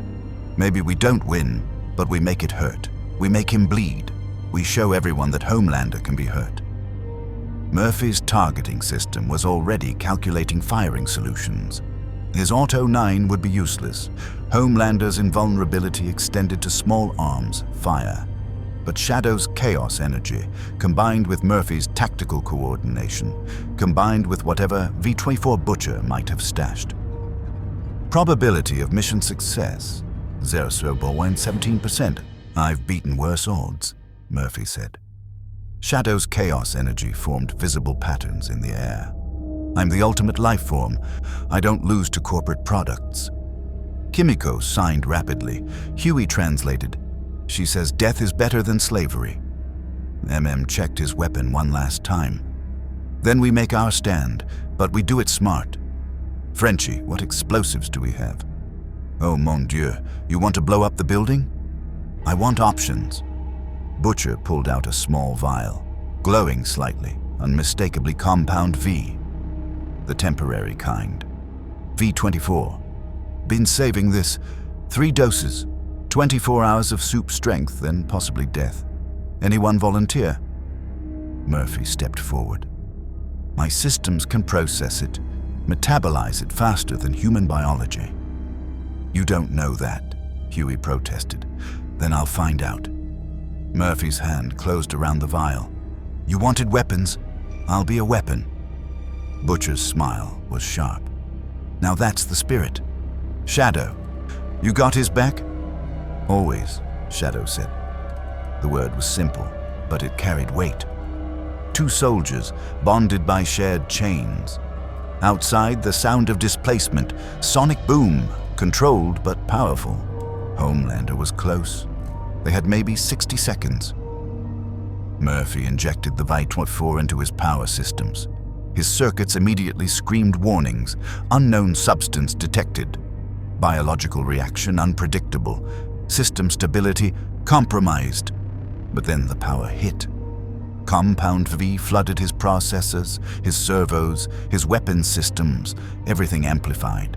His targeting became preternaturally accurate. His strength multiplied, his damaged systems regenerated. He felt, for the first time since becoming Robocop, truly dangerous. Positions, MM ordered. Professional soldier taking command. Murphy, center line. Shadow, flanking speed. Everyone else, suppressing fire and distraction. When Homelander comes through that door, we hit him with everything. The building shook. Homelander, landing on the roof. Butcher chambered a round. For what it's worth, lads. Glad you chose freedom. Murphy's enhanced systems locked onto the ceiling, tracking Homelander's movements through thermal imaging. We chose justice. Same thing in this fucked up world. The roof exploded inward. Homelander descended through smoke and debris like an angry god, cape billowing, eyes glowing red, smile fixed and psychotic. There you are. His voice was cheerful, deranged. Bad dogs, running away from your masters. Time to put you down. Murphy's Auto 9 fired first, enhanced by V-24, each round hitting with anti-materiel force. They bounced off Homelander's chest like rain, but they got his attention. Oh, Homelander said, smile widening. You want to play? His heat vision fired, and the war began. Homelander's heat vision carved through the safe house like God's wrath. Superheated beams that turned concrete to slag and metal to molten rivers. Murphy dodged left. V-24 enhanced reflexes barely fast enough. The beam scoring across his shoulder pauldron and leaving glowing metal in its wake. Shadow blurred right, chaos energy allowing him to move between the beams at impossible speeds, and launched himself at Homelander with claws extended. Homelander caught him mid-flight, one hand, effortless. Cute, Homelander said, and threw Shadow through 3 walls. The tactical situation was immediately clear. They were outmatched. Homelander was faster, stronger, and effectively invulnerable. But Murphy had fought impossible odds before. In Detroit, against ED-209, against Clarence Boddicker's gang, against corporate programming itself. You didn't win by being stronger, you won by being smarter. Frenchie. Murphy's enhanced processors calculated trajectories in microseconds. Explosive charges, his left side, 3 seconds. Whee! Frenchie was already moving, shaped charges in hand, running not away from Homelander, but in a flanking pattern. The Frenchman might be crazy, but he was professional crazy. Homelander's attention tracked Murphy, eyes glowing red. You know what I hate most about machines? You don't feel fear, makes it less fun. The heat vision fired again. Murphy's V-24 enhanced systems calculated the beam path and fired his grappling line, yanking himself sideways as the beam incinerated where he'd stood. His Auto 9 configured to explosive rounds. Useless against Homelander's invulnerability, but excellent for creating smoke and debris. He fired in controlled bursts, not to injure, but to obscure. Each round exploded against walls, ceiling, filling the safe house with choking dust. Butcher and MM opened up with assault rifles. 9mm rounds that did nothing to Homelander but forced him to track multiple targets. Huey was pulling civilians from adjacent apartments through a side entrance, the kid's conscience not allowing him to let collateral damage happen. Kimiko came at Homelander from behind, super strength allowing her to actually move him when she hit. Half an inch, maybe, but more than bullets managed. Homelander spun, backhanded her through a support pillar. "Getting bored now," Homelander announced. He inhaled deeply, and Murphy's audio sensors detected the temperature drop as Homelander prepared to use his freeze breath. "Down!" Murphy tackled Butcher as the wave of supercooled air turned their defensive position into an ice sculpture. The temperature dropped 80 degrees in 2 seconds. Shadow burst back through the wall he'd been thrown through, chaos energy blazing. This time he didn't try to grapple. He fired chaos spears, emerald energy lances that actually made Homelander dodge. "Now that's interesting," Homelander said, genuinely intrigued. "That actually stings."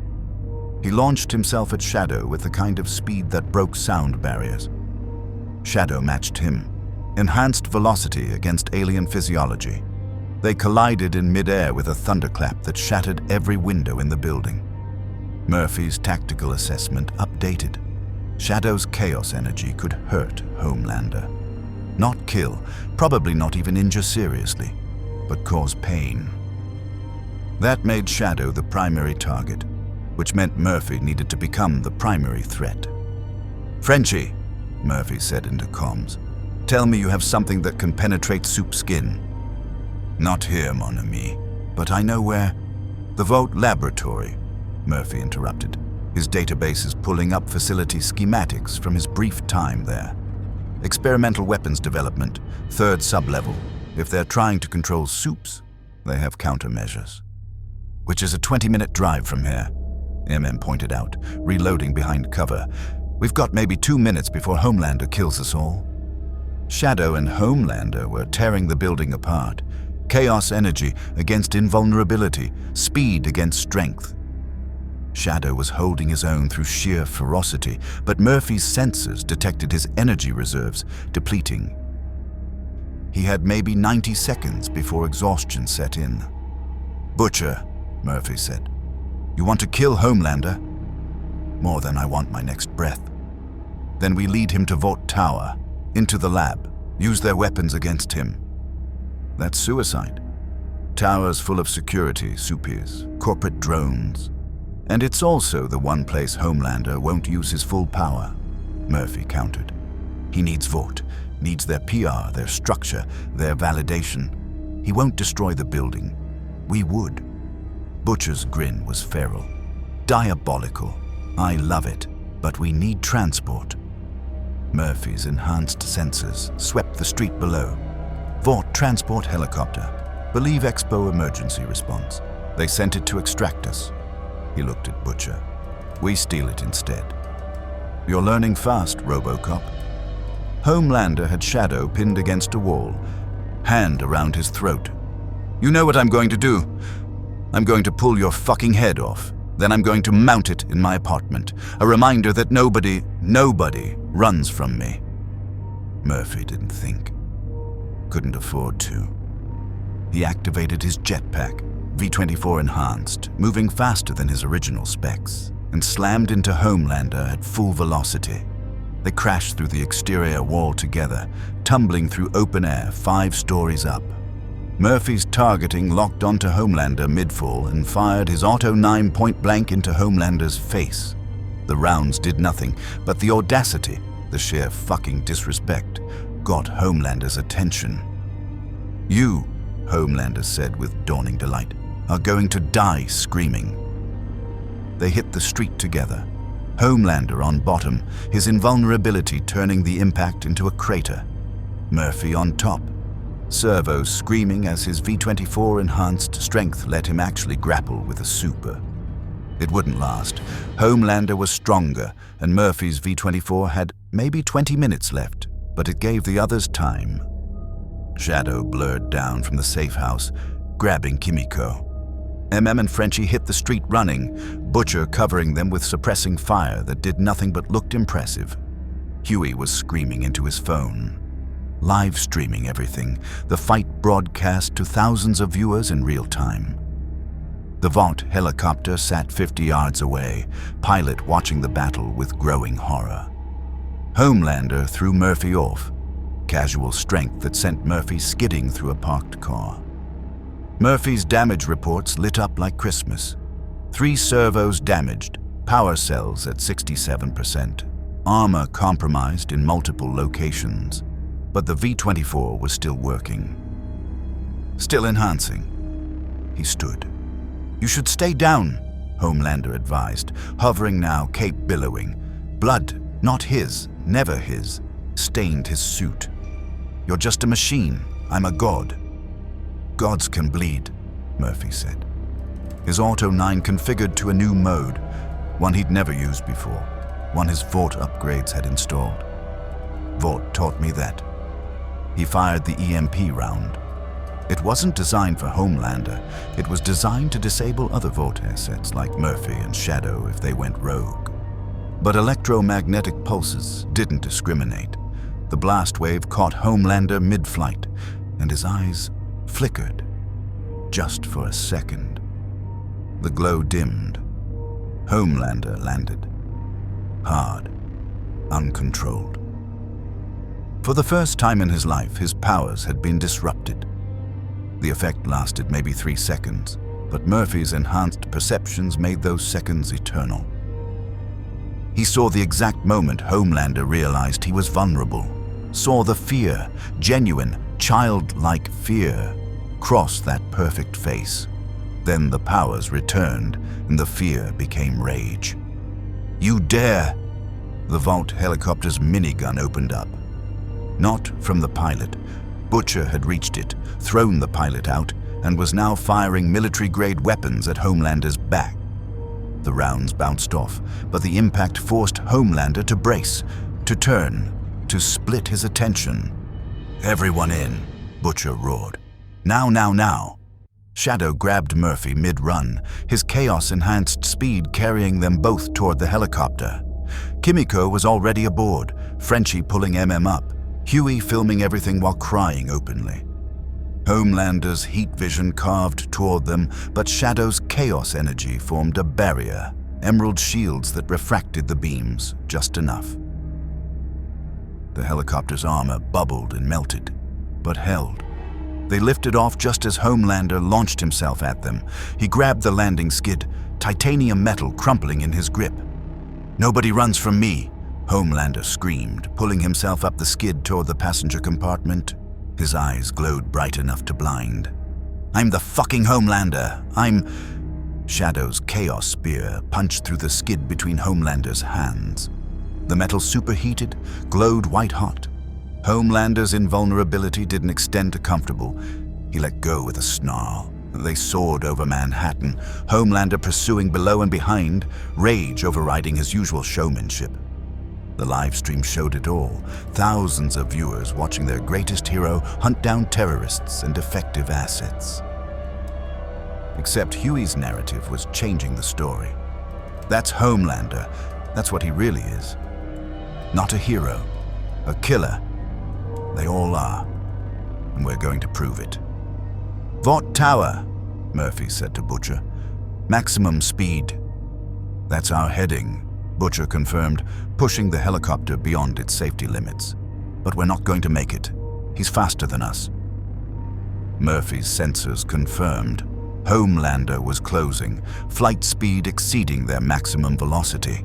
Impact in 45 seconds. Unless... Murphy moved to the helicopter's door, servos whining as he forced it open against wind resistance. Below, Manhattan sprawled, millions of civilians, thousands of cameras.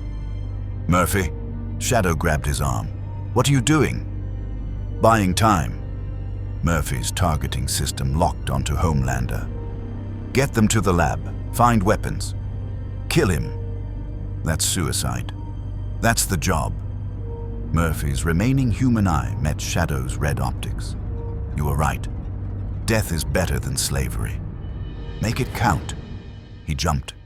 The fall was controlled, jetpack firing in bursts, not to fly, but to adjust trajectory.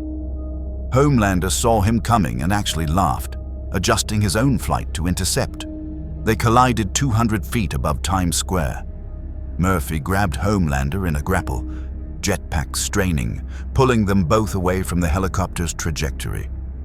"Touching," Homelander said, and broke Murphy's right arm, the sound of tearing metal audible even over wind, but pointless. Murphy's left arm configured his Auto 9. Point blank, full magazine, explosive rounds, directly into Homelander's face. It did nothing except piss him off more. They tumbled through the air, locked together, Homelander systematically destroying Murphy's systems while Murphy's consciousness recorded everything, broadcast to Huey's livestream, to Vaught's own cameras, to the world. Evidence, testimony, truth. "You want to be a hero so fucking bad." Murphy's vocal synthesizer crackled, damaged but functional. "Heroes don't hunt people, they save them." "I am saving them," Homelander screamed. "From you, from themselves, from everyone who thinks they can exist without me." And in that moment, broadcast to 100,000 viewers and climbing, the world saw Homelander's truth. Not the manufactured hero, but the broken, narcissistic, murderous child in a god's body. They hit the street. Murphy first, his chassis cratering the pavement. Homelander landed standing, perfect hair somehow still in place. "See you in hell, Robocop," Homelander said, eyes glowing. Murphy's final conscious thought was tactical. 17 seconds.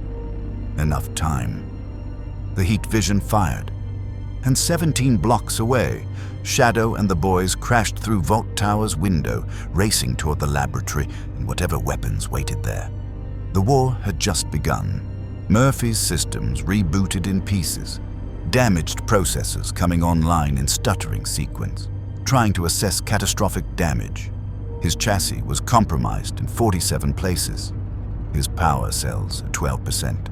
His right arm completely severed, his optical sensors cracked but functional, and somehow, impossibly, he was still alive.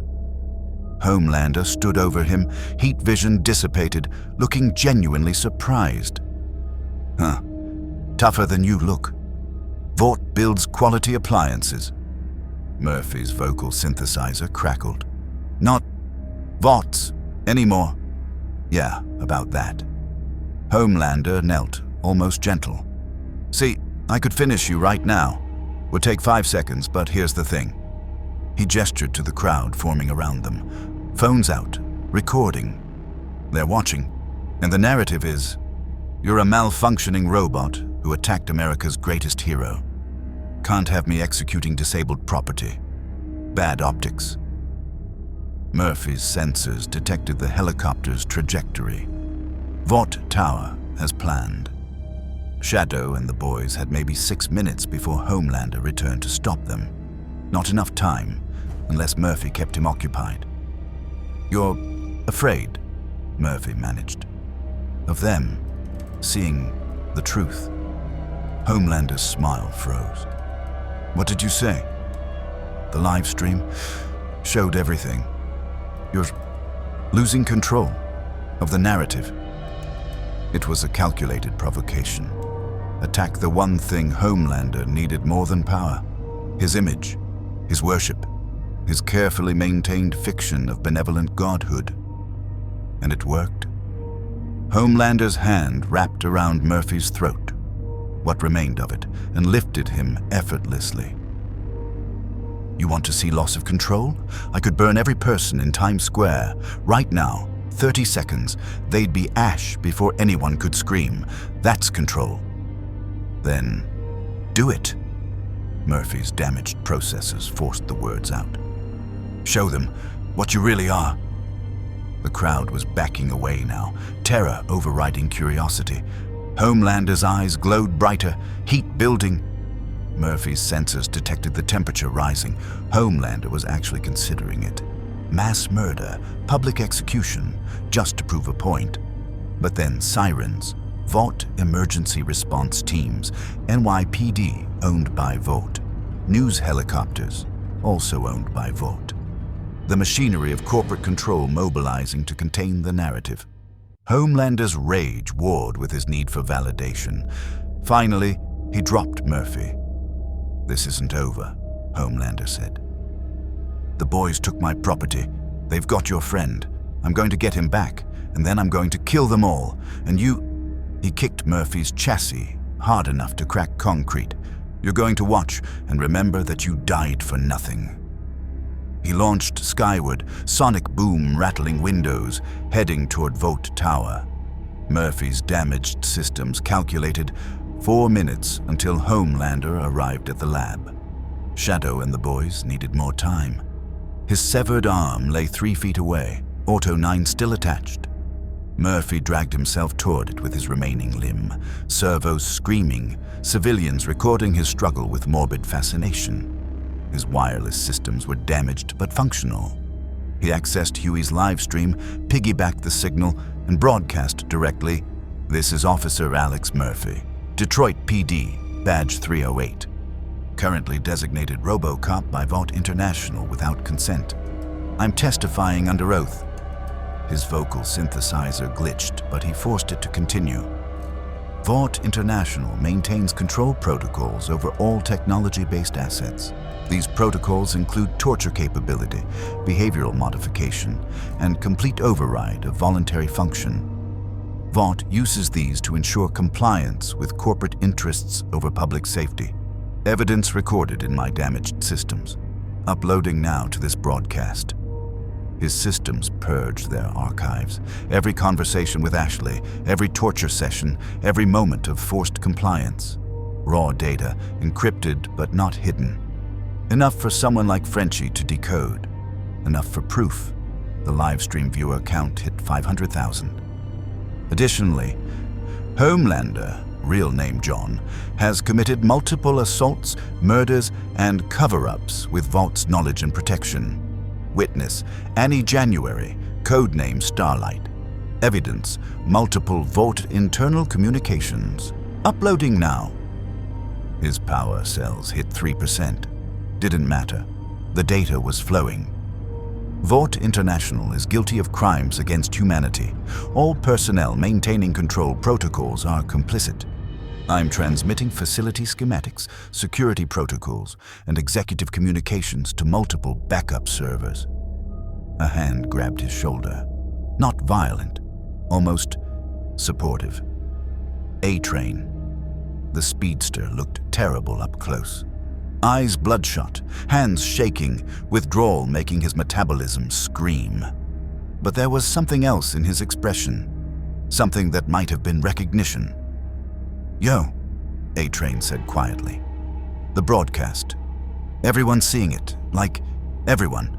My phone is blowing up, news, social media, everything." "Good," Murphy managed. "Nah, man, you don't get it." A-Train's voice carried a strange desperation. "They're asking questions about all of us, what we knew, what we covered up." He laughed, bitter, broken. "I killed a girl, Robin. I remember her name now. Couldn't remember it before, but I do now. And everyone knows. Everyone's asking why I'm not in prison." Murphy's sensors detected sincerity, or perhaps shared desperation. "Help them. Shadow, the boys, Tower, Lab. Fuck Vought. They made me into this." A-Train gestured at himself, shaking and breaking. "Made us all into this. Starlight tried to tell me, but I didn't listen because I wanted to be important, wanted to matter, and look where that got me." He bent down, picked up Murphy's severed arm, handed it to him. "Lab's on sub-level 3. I can get you there in 30 seconds, but..." A-Train's metabolism was fighting him, visible tremors. "I might die. V24's nothing compared to what I've been taking. Heart's gonna give out soon anyway." "Then die. Fighting," Murphy said. "Not complying." A-Train nodded slowly. Yeah, fuck it. Let's burn this bitch down." He grabbed Murphy, gentle as possible given the damage, and the world blurred. Super speed, focused and controlled, racing through Manhattan streets faster than cameras could track. Murphy's remaining sensors detected his power cells dying, consciousness fading. But A-Train got him there. 31 seconds. Slammed through Vought Tower's lobby, security scattering, into an elevator, ripped the doors off. Down the shaft, falling controlled, to sub-level 3. They crashed through the laboratory entrance to find Shadow and the boys already engaged. Not with Homelander, he hadn't arrived yet. With the 7, Queen Maeve, Black Noir, and the Deep had beaten Homelander to the lab, probably under orders to protect Vaught's secret weapons. Maeve fought Shadow with superhuman strength, each blow cracking walls. Black Noir was systematically taking apart the boys' positions with tactical precision. The Deep was there, mostly getting in the way. And in the center of the lab, Frenchie worked frantically at a computer terminal, downloading weapon specifications. "Got something!" Frenchie shouted. Anti-soup weapon, prototype, designed to target Compound V biology specifically. "Where?" Butcher roared, ducking Black Noir's thrown blade. "Vault 7. Biometric lock. We need..." Murphy's damaged systems accessed Vaught's security grid through his residual network connection. His clearance was revoked, but the system was still confused. Treat him as property or intruder. In that moment of computational uncertainty, he forced the vault open. Vault 7's door hissed open, revealing a weapon that looked like it belonged in science fiction. Crystalline structure, pulsing with energy that Murphy's sensors identified as refined, weaponized Compound V. Designed to destabilize the molecular bonds in V-enhanced biology. Lethal to soups, harmless to humans. "Beautiful," Butcher breathed, moving toward it. Queen Maeve blocked his path. "You're not taking that." "Out of the way, love." "No." Maeve's voice was different, tired. "I'm done. Done with all of it. Homelander, Vought, the lies. Everything." She looked at Starlight's image on Huey's still broadcasting livestream. What he did to her. What we all did by staying silent. "I'm done." She stepped aside. Black Noir didn't. He was a weapon, professional and precise. His blade found MM's shoulder, MM going down with a grunt. Kimiko lunged to defend him, super strength against tactical skill, evenly matched. A train appeared behind Noir in a blur, grabbed his head, and vibrated his hands at super speed. "For Robin," he said simply. Black Noir collapsed, unconscious or dead. The room went still. The 7, or what remained of them, stood down. The boys held their positions. Shadow's chaos energy dimmed, exhausted but ready. And Murphy's consciousness finally began to fail, power cells at 0.4%. But he'd seen enough. The weapon was retrieved. The 7 were divided. The broadcast had reached millions. Vaught's control was breaking. His final sensor reading detected Homelander's approach, incoming at maximum velocity, 30 seconds out. Rage signature detectable from 3 miles. "He's coming," Murphy managed. "Be ready." Shadow was there suddenly, catching Murphy before his systems completely failed. "You kept him occupied. Bought us time." "Did I do good?" "You did justice." Shadow's chaos energy pulsed, trying to jumpstart Murphy's power cells. It worked, marginally. And we're not done yet. Homelander crashed through the ceiling. The final battle began. Homelander descended through smoke and shattered concrete like a vengeful angel, cape billowing, eyes blazing red, smile completely gone. This wasn't the manufactured hero. This was the monster underneath, stripped of pretense. "You took my property," Homelander said, voice eerily calm. "You stole my building. You turned my team against me." His gaze swept the room. The boys armed, Shadow ready, Murphy barely functional, Maeve and A-Train defected, Black Noir down. And you broadcast it all, made me look weak. You are weak, Shadow said. His chaos energy was depleted, circuits barely functional, but his voice carried absolute conviction. You're a laboratory experiment given too much power. I've seen your type before. Broken children playing God. Homelander's heat vision fired, not at Shadow, but at the vault containing the anti-soup weapon. The crystalline device shattered instantly, refined compound V evaporating into useless vapor. Oops, Homelander said. There goes your chance. Butcher raised his weapon, something that looked like it might actually work based on the glow of Temp Phi still in his system. We've got plenty more chances, you cunt. Do you? Homelander's attention focused on Butcher with laser intensity. Because I'm done playing, done pretending to care what you insects think. I could kill everyone in this building, everyone in this city, and there's nothing any of you could do to stop me. Except, came a new voice from the laboratory entrance. That's not actually true. Stan Edgar entered, flanked by armed security and someone Murphy's facial recognition identified as Victoria Newman, Congresswoman, Secret Super, Head Exploder. Behind them, more guards wheeled in equipment Murphy recognized. Electromagnetic pulse generators. Lots of them. John, Edgar said calmly, you're fired. The room went silent. Homelander actually laughed. You're firing me. You need me? I'm Vought. Without me, you're just a pharmaceutical company. Exactly.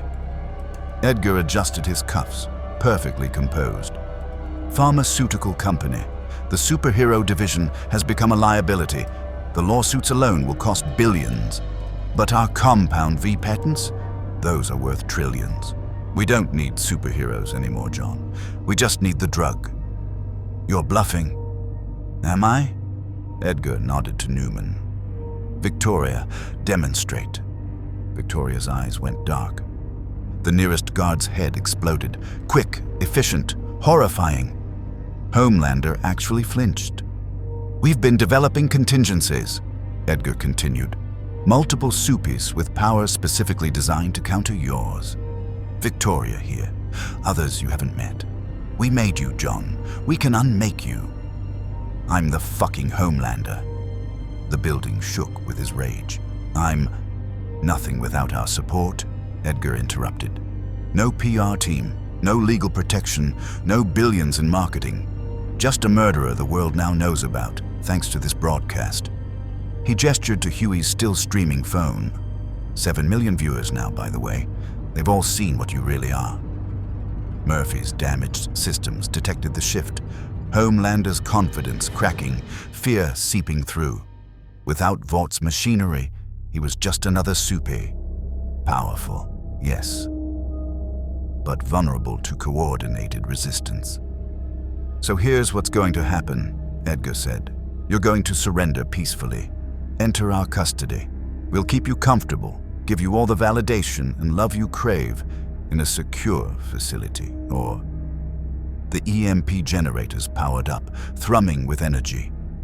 We activate these, temporarily disable your powers, and let the boys do whatever they want with you while you're vulnerable. Homelander's eyes swept the room. Everyone was ready.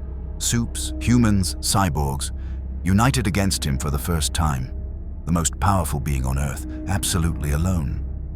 Fine, Homelander said quietly. But I want to talk to Ryan first. My son. You promised me, my son. Ryan is under protective custody, Edgar replied, away from your influence. Something broke in Homelander's expression then. Not rage. Worse. Grief. The realization that he'd lost everything. Power, family, worship, all at once. He looked at Murphy and Shadow. This is what you wanted? To break me? We wanted justice, Murphy said through damaged synthesizers. You got consequences. Not the same thing. Homelander's laugh was broken. Justice from machines and terrorists. How fucking poetic. He raised his hands in surrender, theatrical even in defeat. Fine. Take me. Lock me up. But remember, his eyes glowed one last time. Dangerous. I'll get out eventually. And when I do, you won't, Shadow said simply. His chaos energy had been recovering, slowly, building through the entire conversation. Because I'm going to make sure. He moved, exhausted but determined. Chaos energy forming restraints around Homelander's wrists, arms, throat. Energy shackles that pulsed with power even Shadow didn't fully understand, drawn from his synthetic enhancements and his alien biology. Homelander struggled, tried to activate his powers. The chaos energy disrupted them, not perfectly, but enough. What the fuck did you do to me? Homelander gasped. Made you controllable, Shadow said. Something Vought should have done from the start. Edgar's security moved in, adding physical restraints, electromagnetic dampeners. Homelander, the most powerful Supi on Earth, was led away like any other criminal. Diminished, human-sized. The room breathed, the battle was over. But the war wasn't. As for you two, Edgar turned to Murphy and Shadow. You've destroyed considerable Vought property, leaked classified information, and assaulted multiple heroes. However, he pulled out a tablet. The public relations disaster of prosecuting you would be catastrophic. The world sees you as whistleblowers now. Heroes, even. We're not Vought property anymore, Shadow said flatly. No, Edgar agreed. You're not. Your control protocols are deleted, your contracts voided. You're free. He paused. For what it's worth, you did what Vought should have done years ago, held us accountable. I respect that, even as it costs me billions. You're really letting us walk, Butcher said suspiciously. I'm strategically cutting losses, Edgar corrected. Fighting you would be expensive and, based on tonight's evidence, possibly unsuccessful. Better to rebuild Vought's reputation through cooperation with authorities and pharmaceutical focus. He looked at Murphy. Your testimony will be valuable in congressional hearings. I assume you'll provide it. Every word, Murphy confirmed. Then we have no further business.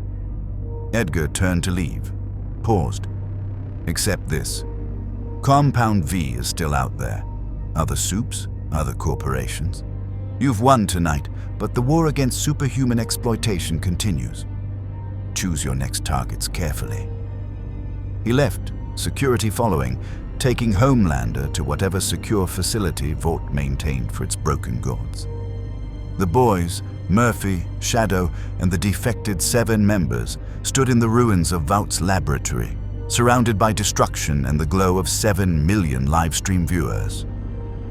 We did it, Huey said, voice breaking. We actually did it. Did we? MM was checking casualties, professional even in victory. Homelander's contained, not killed. Edgar's still in power. Vought still exists. But the truth is out. Starlight's voice came through comms. She'd been watching remotely. The whole world knows what they are, what they've done. That's worth something. Butcher looked at Murphy and Shadow. You two, you really just wanted justice? Not revenge, not power? Justice, Murphy confirmed. His systems were failing again, emergency power only. That's what I was built for. What I chose to be. Even when it meant dying. Especially then. Shadow's chaos energy finally guttered out, leaving him leaning heavily against a console. We're weapons. But we got to choose who we aimed at. That's all anyone can ask. Frenchie approached Murphy with diagnostic tools. I can repair you, mon ami. Your systems are damaged but recoverable. Will take time, but you'll function again. Not as Vought property, Murphy said. Never again. No, Frenchie agreed. As yourself. A train collapsed then, heart finally giving out from years of compound V abuse. Maeve was there instantly, catching him, checking vitals. He's alive, she said. Barely. needs medical attention." "Then he gets it," said. "He helped. That counts." Kimiko signed rapidly. Huey translated. "She says we should leave, before Vought changes its mind about letting us go." "Good call," Butcher agreed. "But first," he looked at the destroyed anti-super weapon, the shattered vault, the evidence of tonight's battle. "We document everything. Photos, video, witness statements. Make sure it can't be covered up." They worked quickly, professionally. The boys had experience making evidence stick. Murphy's systems recorded everything with perfect clarity despite his damage. Shadow's alien biology was already regenerating, his enhancement allowing faster recovery than human healing. By the time they left Vought Tower, the sun was rising over Manhattan. The building was surrounded by news crews, federal agents, protesters demanding accountability. The broadcast had changed everything. Murphy and Shadow stood on the street, watching emergency services arrive, watching Vought's empire begin its public collapse. "What now?" Shadow asked. "Now?" Murphy's vocal synthesizer crackled. "We find out what we are without corporations controlling us, without masters giving orders. And if someone tries to control us again," Murphy's Auto 9 configured automatically, reflex more than threat. "We remember what we learned tonight. That chains only work if you accept them, that justice matters more than survival, that even machines can choose to be human." Shadow's chaos energy flickered, weak but present. The ultimate life form, choosing his own path. The cop, serving justice instead of corporations. They stood together as the morning light hit Manhattan, two broken weapons who'd learned to be more than what they were built for. Behind them, the boys were already planning their next move against remaining supers. Ahead of them, a world that now knew the truth about Compound 5 and corporate heroism. Around them, millions of people who'd watched tonight and had their faith in heroes shattered. But maybe that was okay. Maybe the world didn't need perfect heroes. Maybe it just needed imperfect people willing to fight for what was right, even when it cost everything. Murphy's power cells hit zero. His consciousness began to fade. But before darkness took him, he managed one final thought. "I served justice. That's enough." Shadow caught him as he fell, chaos energy providing just enough power to keep his core systems alive until Frenchie could begin repairs. "You did good, cop," Shadow said quietly. "Rest now. We'll keep fighting." And in the ruins of Vought's empire, two cyborgs who'd been slaves became something more important. They became free. 3 weeks later, Murphy stood before Congress, rebuilt, repaired, autonomous. His testimony took 4 hours and exposed 70 years of Vought corruption. Shadow sat beside him, chaos energy controlled, adding evidence from his perspective. Every word was recorded, broadcast, archived. The world watched. Vought International was dismantled over the following months, not destroyed but reorganized, regulated, forced into transparency. Compound V remained legal but controlled, its distribution monitored by multiple oversight agencies. Existing soups were offered rehabilitation or registration, their choice. Homelander remained imprisoned in a facility designed by combined effort of the boys and former Vought engineers. Conscious, comfortable, but absolutely contained. He'd never hurt anyone again. Some supers chose to keep fighting. Shadow and Murphy found themselves hunting down the worst, using their freedom to protect others from the kind of exploitation they'd survived. The boys worked alongside them sometimes, allies of necessity if not philosophy. Starlight became a voice for soupy rights and accountability. Maeve retired, opened a bar, found peace. A train survived his cardiac arrest and spent his recovery testifying against Vought's medical experimentation. And Murphy? He returned to Detroit eventually, not as Robocop, property of OCP or Vought.